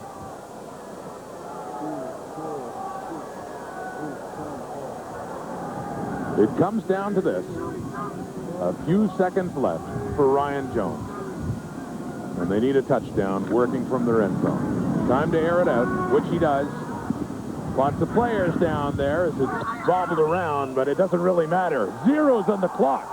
After winning 15 national titles in junior football, these Regina Rams are going for the Vanier Cup in 2 weeks' time at Skydome in Toronto. The Regina Rams have beaten Blake Nill's St. Mary's Huskies, and I dare say they've shocked them. What a story.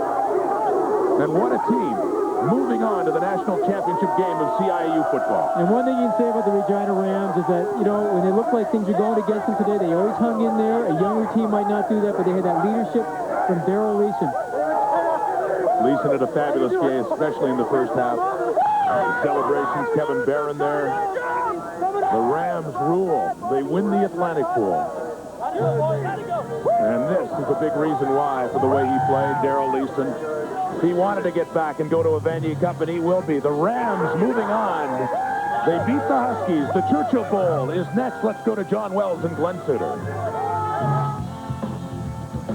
A wonderful atmosphere on campus at McMaster University. The Churchill Bowl upcoming on TSN. One final step to the Vanier Cup. The Ottawa GGs against the host McMaster Marauders in the Churchill Bowl for the very first time. It's a pleasant afternoon, partner. 3 degrees. The wind, a cross breeze at 18 clicks per hour. Absolutely perfect football weather for this game here this afternoon. Marcel Belfay played for the University of Ottawa in the mid-'80s. Now as their head coach, led the team to a 7-1 record, good for second in the OQ. And then upset Laval a week ago to get here. And across the field, Greg Marshall played for the University of Western Ontario Mustangs before taking over this program 4 years ago and taking McMaster very near the top of the heap in Canadian university football. A step away from the Vanier Cup for the Marauders and the GGs here this afternoon. Almost ready for the kickoff, Jeffrey Leah puts it up for Ottawa. And down near the 25-yard line, a big hit, and the ball squirted loose. Leon's kickoff is taken by David Linton. Linton on the return. And a close call He fumbled for McMaster. Big tackle there by Todd Seeley to set the tone for Ottawa. It'll be first down on the 20. Ben Chapdelaine is the quarterback for the University of McMaster. The wide receivers, a couple of good ones, Ryan Jansen and Sean Postma. Up front, one big guy on the right side, number 65, Rob Stanfield, towers above the rest. 330 pounds overall. Chapdelaine at the controls for McMaster. Good on 55% of his passes so far this season. The ball carrier. Defensively for the Ottawa GGs, Patrick Paradis had 8 sacks on the season up front, and Teddy Neptune be key to stop Kojo Adu this afternoon, and the safety Lucas Shaver had a tremendous year in a big game last week with 2 interceptions. In that huge upset versus Laval, who hadn't lost in 16 games, of course, defending Vanier Cup champs, and Ottawa went in there and beat them. And the runner to watch this afternoon for McMaster is Kojo Adu, who averages over 7 yards a carry and easily has the first down on second and about 2.5. Well, he's the nominee from the OUA for the Tech Creighton Award, and Kojo Adu over 1,300 yards rushing on the season, an OUA record. Is a CIAU record. And that's what Adu was able to accomplish this season. That 1,300-yard record, of course, broke Jarrett Smith's record, and he was a member of Waterloo. Now, of course, a member of the Hamilton Tiger Cats. First down, McMaster out across the 40. Kyle Peer, the ball carrier. Peer is the ball carrier. Number 34 by Matthew in his second season, 5'9", 192 pounds. You know, talking to Greg Marshall, head coach for McMaster, he said, you know, despite the fact that we have Kojo Adu, we're really a passing football team with Ben Chapdelaine. And, of course, Adu, with the balance from the running attack, gives Chapdelaine more time to throw the football. But they consider themselves a passing offense, even though they have a great runner in Adu. Linton, the wide receiver, flanked to the near side, along with Ryan Jansen, and they pounded up the middle one more time. Adu, the ball carrier. Adu one more time. Greg Marshall really gets an awful lot of credit for turning this program around completely. Well, when you look at what he's done over the last few years, in '97 he took over. He was 2-5 that year, and then improved the next year. Went to 500. Last year with a 6-2 record, was the coach of the year in the OUA, and then this year, of course, 7-1. And coach of the year again. Again, yeah. Prior to Marshall taking over this program, the team had been on a bit of a tailspin and lost 18 games in a row at one stretch prior to 1997. That's so what it's you a call remarkable recovery. Well, that's what you call building a program, and that's what he's done here at McMaster. Just a couple of chain links short of the first down. Just short of the first down. Well, he has a bit of a decision, but not much of one. I mean, you got to believe with the yard off the ball that you're going to get a couple of inches. And Ben Chapdelaine and Kojo Adu back there, really all Chapdelaine has to do is fall down. Just fall forward. This is third down and inches. McMaster Marauders against the Ottawa GGs, and Chapdelaine has the first down with a yard and a half to spare. You know, and he was talking about offensively how he really feels it's important that they do have balance in their offense. This is a very aggressive Ottawa defense. They don't blitz a lot, but they cover well. And when you consider that Marshall said they're a passing game with Ben Chapdelaine, is going to try and test that Ottawa secondary. They're good cover guys in the Ottawa secondary. They have very quick linebackers.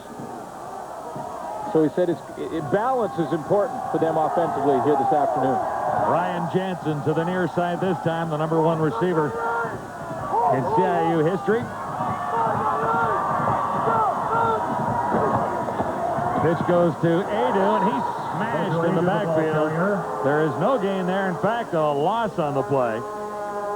As Todd Seeley moves up, number 10, and makes the stop. Yeah, Seeley with some help from linebacker Mark Pretzlaff, who came off the edge and really does a nice job at the point of attack. You see, as Adu touches this football, he's 2 yards back in the backfield when Mark Pretzlaff makes first contact, and then Seeley seals the deal.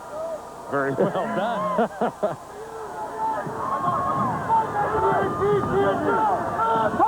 2nd and 11, McMaster.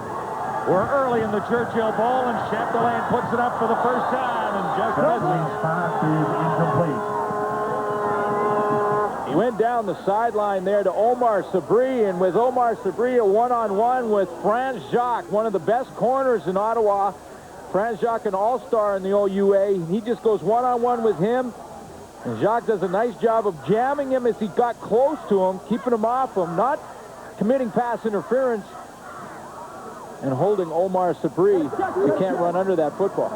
Story of this game, when we looked at it, was superb offense for McMaster, number 1 in the country, against a terrific defense for the Ottawa GGs, and that's almost what we've seen in this first sequence here. Derek Livingstone gets it high, coming down near the 25. This is Scott Gordon, and he's swung under by a herd of Marauders. A 33-yard punt and absolutely nothing on the return. It'll be 1st and 10 Ottawa GGs when we return to the Churchill Bowl.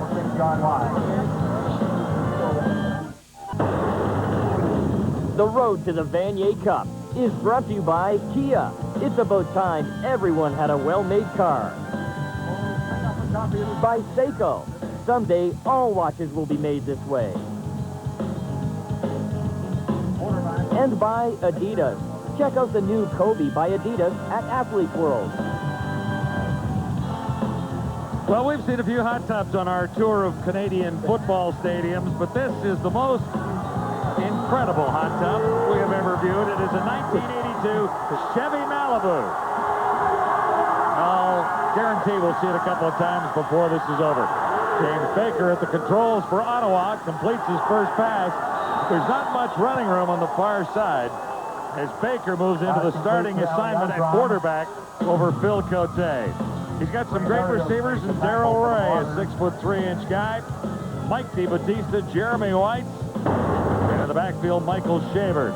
Here's the offensive line with Darrell Hazenberg right there in the middle for the GGs. What a story, James Baker. A week ago in Laval, over 10,000 fans, defending Vanier Cup champs, and James Baker goes in the first quarter. He was a little nervous. Had a 7-0 lead, managed to hang on to that and win the ball game to make it to the Churchill Bowl. Baker looked to have a little room, far side, but that hole closed up quickly. Baker, the ball carrier. He was met by number 44, Ray Marius. McDonald and Shanahan, Colin Shanahan in the middle, combined for 6 sacks on the season. John Dawson is the middle linebacker, and the quarterback of that secondary is the halfback, Greg Restivo. See, James Baker breaks contain, gets outside. He did have Nathan Thompson open down the sideline, but elected to just take the loss and punt the football. So a big play for McMaster by Marius. Back to return now, Chris Rankin. Whoa. That one off the side of the punter's foot, and it's out of the ballpark. Into the trees. Out of the park. Well, the reason it's out there is because McMaster's Steve Robb almost blocked it. A 17-yard punt for Kevin Gagnon. Congratulations to Coach Churchill Bowl 2000. No score yet, but we've got one ball out of the yard. The road to the Vanier Cup is brought to you by Coke. Enjoy. By Duracell Ultra, the most powerful battery in the world. And by Valvoline. People who know use Valvoline. It's a great day on campus at McMaster University. Down along the sidelines, Sunil Joshi. Well, gentlemen, field conditions was a bit of a concern this week because of the rain and the snow that we've had here in the Hamilton area. But you know what? These are perfect conditions. Except for a couple of bare spots, field is not going to be the issue here. Guys? They were a little worried about it being slippery in the middle, but so far we haven't seen any evidence of that. Penn Chapdelaine. The McMaster Marauders have a first down in great field position inside the 45. And Chapdelaine just misses as he went looking for Omar Sabri, number 88. Well, you know, if there's any surprise to this McMaster attack so far, it's that Ben Chapdelaine has gone to Omar Sabri a couple of times in the first 2 series and not to Ryan Jansen or Michael Linton, his 2 number 1 and 2 receivers throughout the season. Michael Linton over 600 yards receiving, which was 4th in the OUA. One of a couple of Ontario All-Stars on this McMaster team. Heat is on. Chapdelaine got it away. Adu made the catch, but there's nowhere to go after that. In fact, he loses a couple of yards. Well, really, if you're Marcel Belfay right now, head coach of the Ottawa GGs, you got to be happy with the way your football team has started this game. I mean, this is an explosive offense led by Ben Chapdelaine and Kojo Adu, and right now they really have done a nice job of containing Adu in the first couple of series. It's taken the crowd here at McMaster right out of the game. Pretty good tackle by Teddy Neptune. Neptune, one of the definite keys to the success of the Ottawa defense. Derek Livingstone's second punt. It's not deep. Bouncing back. And flags are down as it's picked up by Brad Sherman. Well, to win this football game, the Ottawa GGs have to contain Adu. We've talked about it early and often in this game, but he's the key, and no question about it. Protect the ball for McMaster. Ottawa created 6 turnovers versus Laval in their big win last week.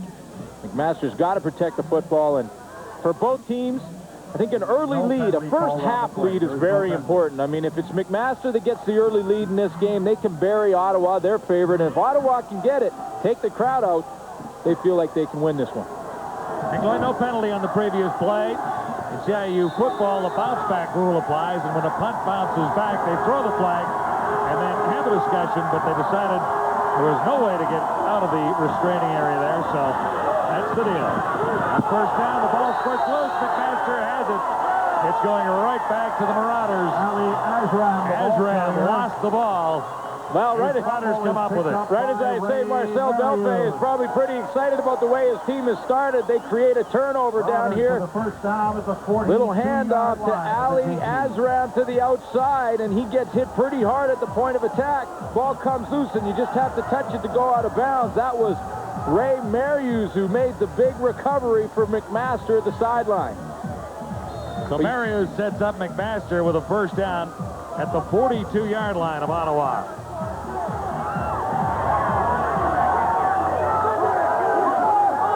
Chapdelaine at the controls for McMaster. First down. Adu. And a big hole opens up for Adu, running in behind Donnelly and Police. Mark Petswa taking the tackle. It was a nice hole because Kojo Adu really didn't get hit until he was in the linebacking core. Good block right at the point of attack. That's the one right there by Donnelly. He gets a nice kick-out block, and then Adu right up the middle for good yardage on first down, taking advantage of that turnover and a little momentum that McMaster has all of a sudden. Second down, a little better than 2, and Adu will have the first down. He's inside the 30. Pretzlaff, again, the middle linebacker, had to come up and make the tackle. John, you talked about him in the introduction. Rob Stanfield, the right tackle for McMaster. He's a big boy in there at 6'3", 320 pounds. And look at him right here come down on that down block and just make a huge block right there on Teddy Neptune to give Adu a chance to pick up that first down. We'll watch Rob Stanfield. He's a big one. Last year of eligibility. From Burlington, Ontario, and a lot of players are joining this program from nearby. Burlington just down the road, and Adu again. Adu, the ball carrier. Kojo Adu. Lucas Shaver making an Ontario Conference All-Star and MVP. Along with Kevin Gagnon. And Lucas Shaver made the tackle there. Just think of the records that Kojo Adu broke this year. We talked about it already, but the OUA record for rushing in a single season set by Jared Smith, a Hamilton Tiger Cat right now. And the touchdown record is a CIAU record, 20 touchdowns. You know who held that record before he broke it? Tim Tyndale. Western guy. Yeah. Aha. Pretty big names. Second down, a couple to go. It's Adu again, and this time, Matt, right in the hole. I don't think he got the first down. That's the matchup we're talking about at the beginning of the game. Ted Neptune, Kojo Adu. Mentioned right in the opening, Ted Neptune spent 2 years at the University of Kentucky with Tim Couch. In his first year, had some playing time and was really moving along in the depth chart. In his second year, he was injured. And then he saw the writing on the wall, felt like he wasn't going to get a whole lot of chance to play at University of Kentucky, so transferred back to the University of Ottawa. And boy, are they happy to have him here. And that's the matchup we'll watch throughout the afternoon. 6'2", 220 pounds, and he's got excellent speed. They say 4.6 40. First points of the game are on the line here now. Derek Livingstone will have it set up. Ben Chapdelaine will put it down just inside the 30 at the 29-yard line. This field goal try is up and on the money. So on the turnover, the Marauders draw first blood. Livingstone, a 29-yard field goal. 3-0 Mac. Did you know in Canada we have no fair catch rule? No fair catch? No fair catch. Holy mackerel. Hopefully there's aspirin on the side with the medics. Somebody's going to get hurt. I see some pain. That could be kind of dangerous. I believe somebody get killed like that. Sunday, November 26th at McMahon Stadium in Calgary. It's East meets West in the 88th Grey Cup. For tickets, call 1-877-217-4230. Tons more Cup last week. The GGs over the defending champs, Laval Rouge et Or, so there will be a new Vanier Cup champion. In the Yates Cup, it was the McMaster Marauders with a 43-23 win. Yeah, when you look at that, McMaster finished 7-1, first in the OUA, so not a real big upset there, although Laurier had a good season as well. But the huge upset was Ottawa versus Laval, and that big upset, but then they lost their starting quarterback in the game, and that was the downside. Yeah, Heck Creighton Trophy winner from 1999. Bill Cote wants another chance to play this season, but Ottawa will have to win today to get him that opportunity in the Vanier Cup. Well, if they do, and they can win today, he's got 2 weeks to rest before the Vanier Cup, a 2-week break before the big game. Meantime, it's James Baker at the controls for Ottawa. GGs are down by 3. Azram, who fumbled the last time he had his hands on the ball, has about 2, maybe 3. And that's the nice thing about Marcel Belfait. Goes right back to Ali Azram and hands him the football after the fumble to give him his confidence back. And he says between him and Michael Shaver, they will both see the football about equal throughout this football game. Shaver's a big fullback at 230, and Azram is the scat back to the outside at 180, and that's where he wants his balance in offense, between his 2 running backs. Azram had 6 starts during the regular season. Baker puts it up. Nice pass and a nice grab in tight coverage. Tackle made by Marius again. Nathan Thompson is the 5th receiver in this offense for Ottawa. And he's just going to find a hole in the zone, but you mentioned a very good pass. You see Baker just stepped in there. Nathan used his hands to pull that one down because he was taking a pretty big hit. Nathan Thompson is the backup quarterback today as well. He moves into that role with Cote on the sideline, so Thompson was getting a little quick practice in prior to the game. Well, they're a little bit short, John, and rather than gamble at this point in the game, Marcel Belfait is just going to punt this football and try and win the field position battle. Yeah, something they've lost with a poor kick earlier. And a fumble. That resulted in 3 points. So get that field position back, especially when you're on the road. Field position becomes that much more important. This is not the time or place to go on 3rd and 1 when you're inside your own 45. Low snap. Gagnon digs it out, gets it away, and gets a nice little roll. Linton on the return for a couple of yards. 31-yard punt. 3-0. McMaster Marauders leading the Ottawa GGs. We're at Les Prince Field on the campus of McMaster University, where Kojo Adu has become a local hero. Look at that, 1,329 yards, 20 touchdowns in just 8 games. I mean, that is really incredible when you consider that McMaster played 8 games, and that's where he racked up all that yardage, 7-1 record. Their only loss was at Western, 17-8 in late October. And here is Adu, the Ontario guy. Fumbled. Loose ball, and it's not Adu that time. Kyle Peer, the ball carrier. Here, his fumble picked number up by 34. Drew Pullen.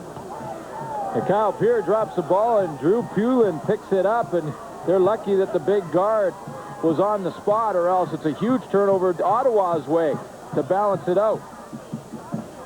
A big hit, and then the ball squirts loose. Yeah, Pretzlaff, the middle linebacker, John, that's the second big hit he's made. Early in the first series, he was in the backfield on Kojo Adu. So that linebacking core is quick to the football. Mark Pretzlaff and Teddy Neptune. Loss of a couple. This will be 2nd and 12, so Chapdelaine looks to put it up. Oh, yeah. This is target Ryan Jensen. This is what we're talking about in the linebacking core for Ottawa. Mark Pretzlaff, on the first play in this series, comes up and puts the big hit on Peer, and then the second play, because he's so quick and so versatile, they have him drop into the coverage. And he's going to be right over here to the right of your screen and then drop over to your right, and he's right underneath the receiver. See, that's him right there in perfect position to make sure that Chapdelaine can't complete this pass. He does a nice job of jamming the receiver, but that shows his versatility. He's got quickness to go out and cover, but can also come up and stop the run. So it's 3rd down. McMaster. Livingstone gets it high. Coming down to Chris Rankin, or to German, I should say, and the ball squirted loose, but I think there was a whistle at that point. I think they're going to call him down. Yeah. Brad German. And it was a good call. It looked like he was down on the ground, and that ball came out after the fact. Crowd got a little excited here for a second, but just take one more look at it. There's the catch by Brad German. Now he goes down, his knees are down. Remember, any part of your body touches the ground, whether you have contact or not in CIAU, you're down automatically. Hands and feet are allowed to be on the ground, right? Yeah, that's it. I mean, hands and feet. Put a hand down to steady yourself, but any other part of the body. His knees were down, and then when his shoulders hit, the ball came out. So a good call by the official, and it's Ottawa's football. 1st and 10, GG's. James Baker in his 3rd season in Ottawa. At the controls. Nice little play action fake, far side, almost intercepted by Kwame Adu. Kwame Adu, and you know what? James Baker, because he hasn't had a whole lot of reps, is going to have to try and call things on the fly. And in fact, what he'll try and do sometimes is remind his running backs what the snap count is. You see that? That's reminding the running back. Snap count is on 2. It's on 2. And then those running backs know. Then he goes, hut 1, hut 2, takes the football, little play action, and very nearly throws an interception to Kwame Adu. Adu is an Ontario Conference All-Star as well. 2nd and 10 for Baker and the Ottawa GGs. Running a typical CFL offense. No backs in the backfield and shotgun. Looking long. Had a man open and just overthrew him by a little bit. That's Darrell Ray. Well, he had him. And it looked like Darrell Ray wasn't sure where the football was. He might have lost it looking back to it because he hesitated. He's going to come down the seam to the left of your screen, and safety Kevin Barnes is late getting there, but looked like he lost it. Had he continued to keep his eyes on that football, he might have kept going straight up the field, but that wasn't a miss by much. Talking about 6-7 inches there, overthrown. Yeah. And he got in behind Adu, so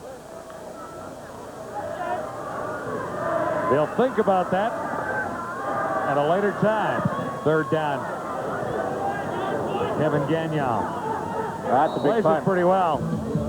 Out inside the 40-yard line. That's a big punt. That gets some field position back for Ottawa in a hurry. 38-yard punt. Beautiful day to be on the sidelines. Well, gentlemen, just listening to Darrell Ray on the sidelines there, he was confirming to his teammates and Phil Cote, in fact, that he did lose the ball in the sun. He heard it coming towards him, so he put his arm up, but he never really saw it until it was almost on top of him. It's exactly what it looked like, because he was running that seam and bent over the middle. Had he stayed straight up and ran under that football, I think he catches that. I mean, take one more look. He's going right. Like he slows down just a little bit. See how he's bending over the middle? He kind of throws his arms up. He knows it's around him, but he can't see it. Adu. And he's time running. Look at this defense. That's Gorski and Johansson in the middle up front. And Pretzlaff, the middle linebacker, backing him up, but Seeley comes up to help out as well. Yeah, Todd Seeley not even listed as a starter, and he's been all over the football this afternoon, getting in there when he gets a chance to get some reps, especially on first down to help stop the run at 6'2", 230 pounds in his first year of eligibility, and he's made a couple big hits. And obviously this is what Ottawa has to do this afternoon, somehow take away the powerful running game of McMaster and Koju Adu. He's had a couple of big runs, but he's been stopped in his tracks twice, too. Chapdelaine looks long. Franz Jacques goes up there and knocks it down, John. I mean, he just plays that ball perfectly. Jansen was the intended receiver, and Franz Jacques, number 21, makes a big play. The all-star corner, he's just going to fall underneath that. He only had one interception on the season, but has really been the best cover man in the Ottawa secondary. And look at him just time that jump perfectly and knock the football down. You talked about stopping the run, and talking to Marcel Belfay yesterday, the head coach for Ottawa, he said it's very important that our defense dictates to their offense that they can't run. Just come up early in the football game and say, look, guys, you're going to beat us. You're going to have to do it through the air. They've done that so far. Another booming punt. Coming down to Scott Gordon. Big hit after a nice return. Gordon was hammered. Mike Botterill making the tackle along Botterill with and Adu in on the tackle, and that is something to look at again. A little bit of room to the outside, but it closed in a hurry. Botterill hits him low, and Adu hits him high, and got to give him credit. Scott Gordon jumps up and says he didn't hurt me. Big hit, but didn't hurt me. Into the dying seconds now of the opening quarter. With McMaster on top. 3-0.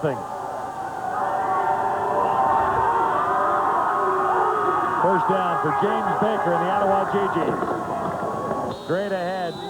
Michael Shaver, the ball Shaver got the call that time, number 2. Yeah, there's the big back up the middle, and again, Belfay was telling us that he likes to pound Michael Shaver up the middle and try and wear down the interior part of the defense, and then have Ali Ashram on the outside. Leisure studies major from yeah, now Cold Lake, Alberta. I've been trying to figure out what leisure studies. I think it's got something to do with a hot tub in the end zone. Okay, I'm just wondering, because there's a lot of players in most rosters taking leisure studies. I guess when I look at my SFU transcript, I'm not one to talk. Over the middle, complete. And short of the first down. Jeremy White, number 18, an All-Canadian, made the tackle. And he was wrapped up by Botterill, number 55. That's the final play of the opening quarter. We're on campus studying leisure at McMaster University. It's the Churchill Bowl. Final play of the first quarter. TSN. At the end of the quarter, Eastern McMaster Marauders 3.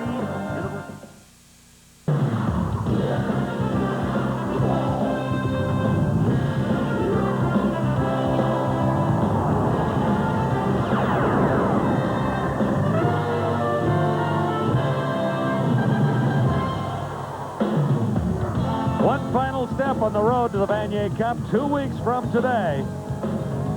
For the Ottawa GGs and the McMaster Marauders, the winner here today moves on to the Vanier. Ready to begin the second quarter with Mack on top by 3.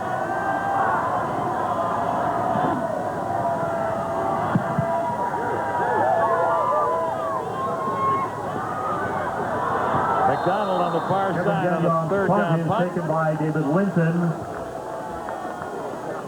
Well, it's been a defensive struggle so far in this game. When you take a look at the first down, 0 for the Ottawa GGs, 3 for McMaster. Passing yards, 11 and -1. Yeah, this is a defensive struggle at this point. And that's okay for the Ottawa GGs. Marcel Belfay would like to have a low-scoring game because of his defense. That's his strength. Whereas Greg Marshall, on the other hand, would like to see some more points. His strength is on offense, especially with Adu. No question about that. A little play-action fake to Adu this time. Chapdelaine comes to the near side, and this one is intercepted. Picked up at the 45.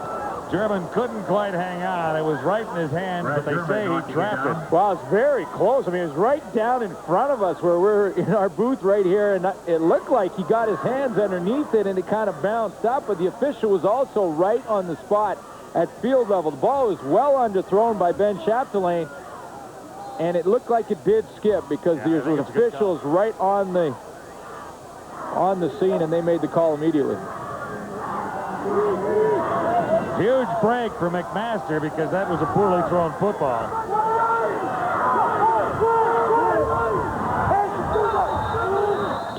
And flags go. Chapdelaine might have taken a little too long to get that play underway. Well, it's a different formation for McMaster. They had their backs, Adu and Pierre, way back deep. I'm talking about legal procedure. Call against McMaster, second down. Adu was maybe 10 yards behind Ben Chapdelaine. So it looked like he wanted to get out of the line of scrimmage, maybe audible on the line, and then change the play, but he didn't get it off in time. The backup quarterback, Sergio Fuca, talking it over with Greg Marshall on the far side.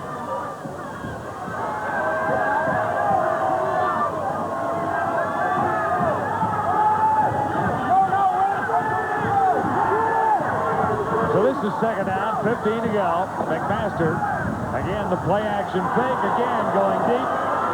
And a little too far. This one is intercepted on the far side. And there's the first interception. Chapdelaine's pass. McMaster tried to get Ryan Jansen down the sideline. He started in the backfield and went streaking down the sideline, but Franz Jacques said, I don't think so. Not going to get in behind me. Chapdelaine airs it out. Franz Jacques comes up with the ball. First and 10 Ottawa when we return.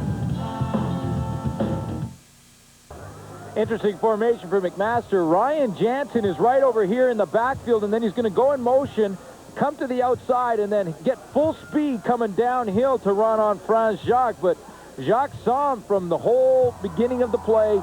Start out, you saw him just at the top of your screen. He took off down that sideline, and this is where he ends up, right along the sideline on Franz Jacques, and he's in perfect position for the interception.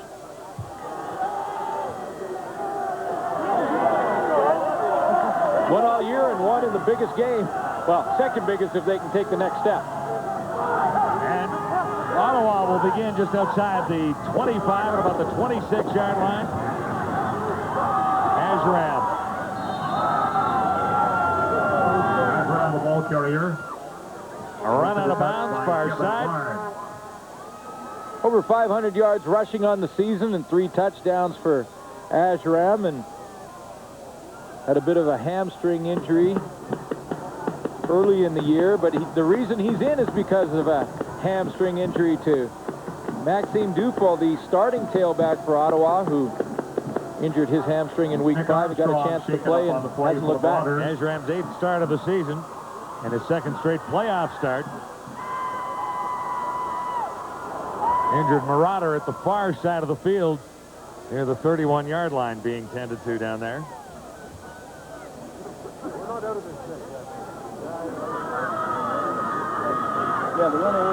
Greg Martin. Nick Armstrong that was injured. Yeah, he's the halfback. Another OUA All-Star. He made the 2nd team, All-Star team for McMaster. Had 4 interceptions on the season, and he was in on the tackle on Azram on the sideline. Second down and inches to go. For the Ottawa GG, James Baker. Hands off, and he'll have plenty for the first down. Michael Shaver, who was a linebacker in high school and a running back at university, has the first down. Well, big Michael Shaver last week versus Laval was the team's leading rusher. 13 carries, 51 yards, led the team.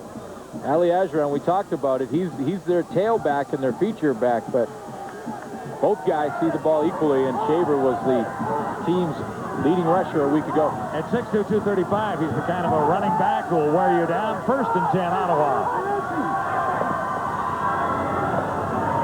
Baker puts it up, and a flag is down. In fact, a couple of them.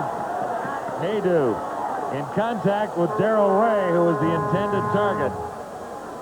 You know, Kwame Haydu covering over the middle on Ray really didn't have to do it. I mean, this ball looked like it was well overthrown.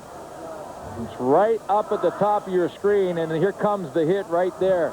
Pass interference. McMaster. It'll be a first down for the See, I think that ball was not going to be catchable over the top of Darrell Ray. Kwame Haydu just kept coming downhill, didn't take a look at the ball, and runs right into Darrell Ray. No question it's interference, blatantly, but he really didn't have to do it. You'll notice that when the officials in CIU football get on the PA system, they do not name the offender. That's nice. But we did tell you it was number 1. Yeah, don't name the bad guy. We're not quite as nice. Yeah, we'll give it away.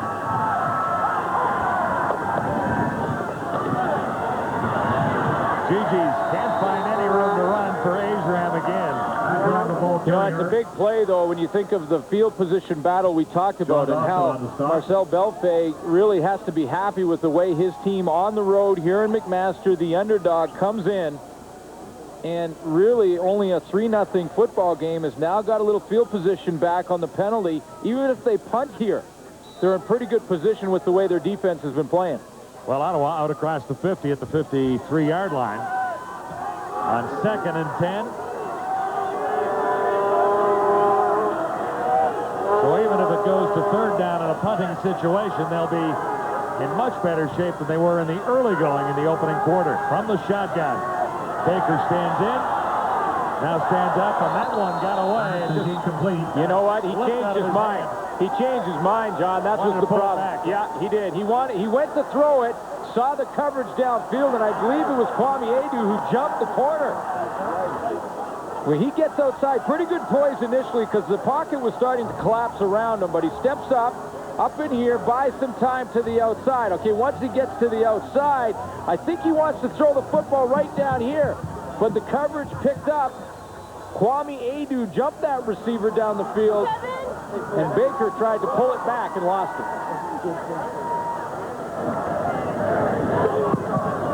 And this is not deep at all.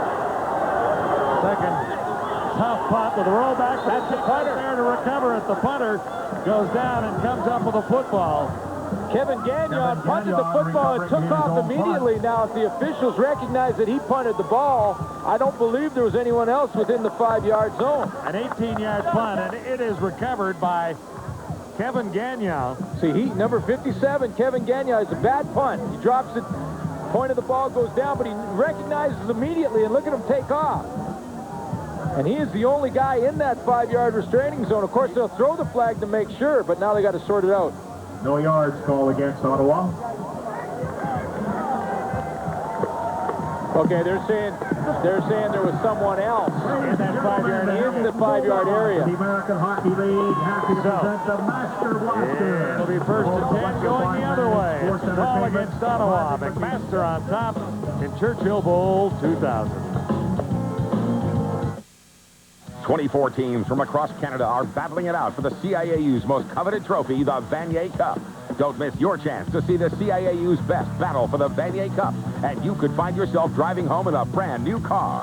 When it comes down to the final standoff, 2 teams will have run faster, hit harder, and earned the chance to win Canada's University Football Championship. Tickets are on sale now at Ticketmaster, VanierCup.com, or by calling 1-866-4-VANIER. Join the quest December 2nd. Skydo. Well, here you go, Christopher Schultz and Bergeron right here. There's the punter. That's Gagnon. But you see, Schultz is up in there, and they say that he was inside the 5-yard restraining zone. It was awfully close, though. And a little tough from that angle from... Well, it depends on where the returner touches the football, because there's no yards until the returner touches it, and I don't think he did. And that's my question. and 10 Marauders. They do. Man, there's nowhere to go. Tough running inside for the Heck Crichton Trophy nominees. Neil? Making the stop along with Patrick Parody. Gentlemen, there's plenty of discussion going on the sidelines here, especially on the McMaster side regarding their offensive line. They seem to be slightly confused with what Ottawa is doing, especially with the front seven. They're a proud bunch. They like to get that running game going, and they're frustrated down here. You can see that because one would have thought McMaster would have moved the football just a little more efficiently in the early going at this stage of the game. We're approaching the 10-minute mark of the second quarter. Well, give credit to Nick Johansson and Matthew Goreski in the middle of that defense, but they're really not doing anything fancy. Second down, almost 9. Shot the lane far side as his man is stepping out of bounds is Michael Linton.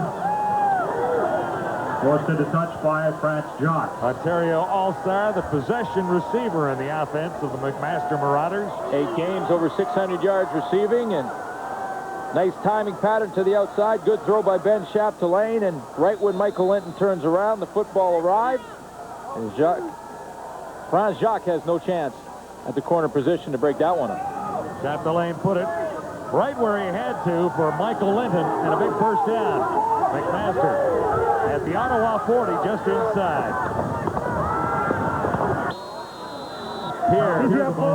Kyle Pierre. Talked about the offensive line being a little confused for McMaster. I really don't see a lot of fancy defenses from Ottawa. They're basically playing 4 men up front with Patrick Parody and Kevin Gagnon on the outside, and then you just see they got 4 men up front, and then you got your linebackers in here just filling the holes, and that one right there is Mark Pretzlaff, and he just slides to the football, uses good quickness, takes on a double team, and allows his teammates to slide in there and make the tackle. They're not doing anything really fancy.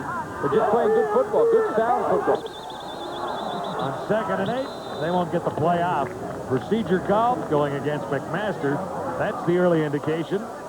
Churchill Bowl 2000. The Marauders are here in the big one for the first time. Legal procedure call against McMaster.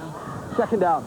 You know, and although they've been favored coming in, and a lot of people are talking about them, especially with Bill Cote out of the lineup for Ottawa, Greg Marshall has been listening all week to the fact that he's favored. But, you know, it also puts a little pressure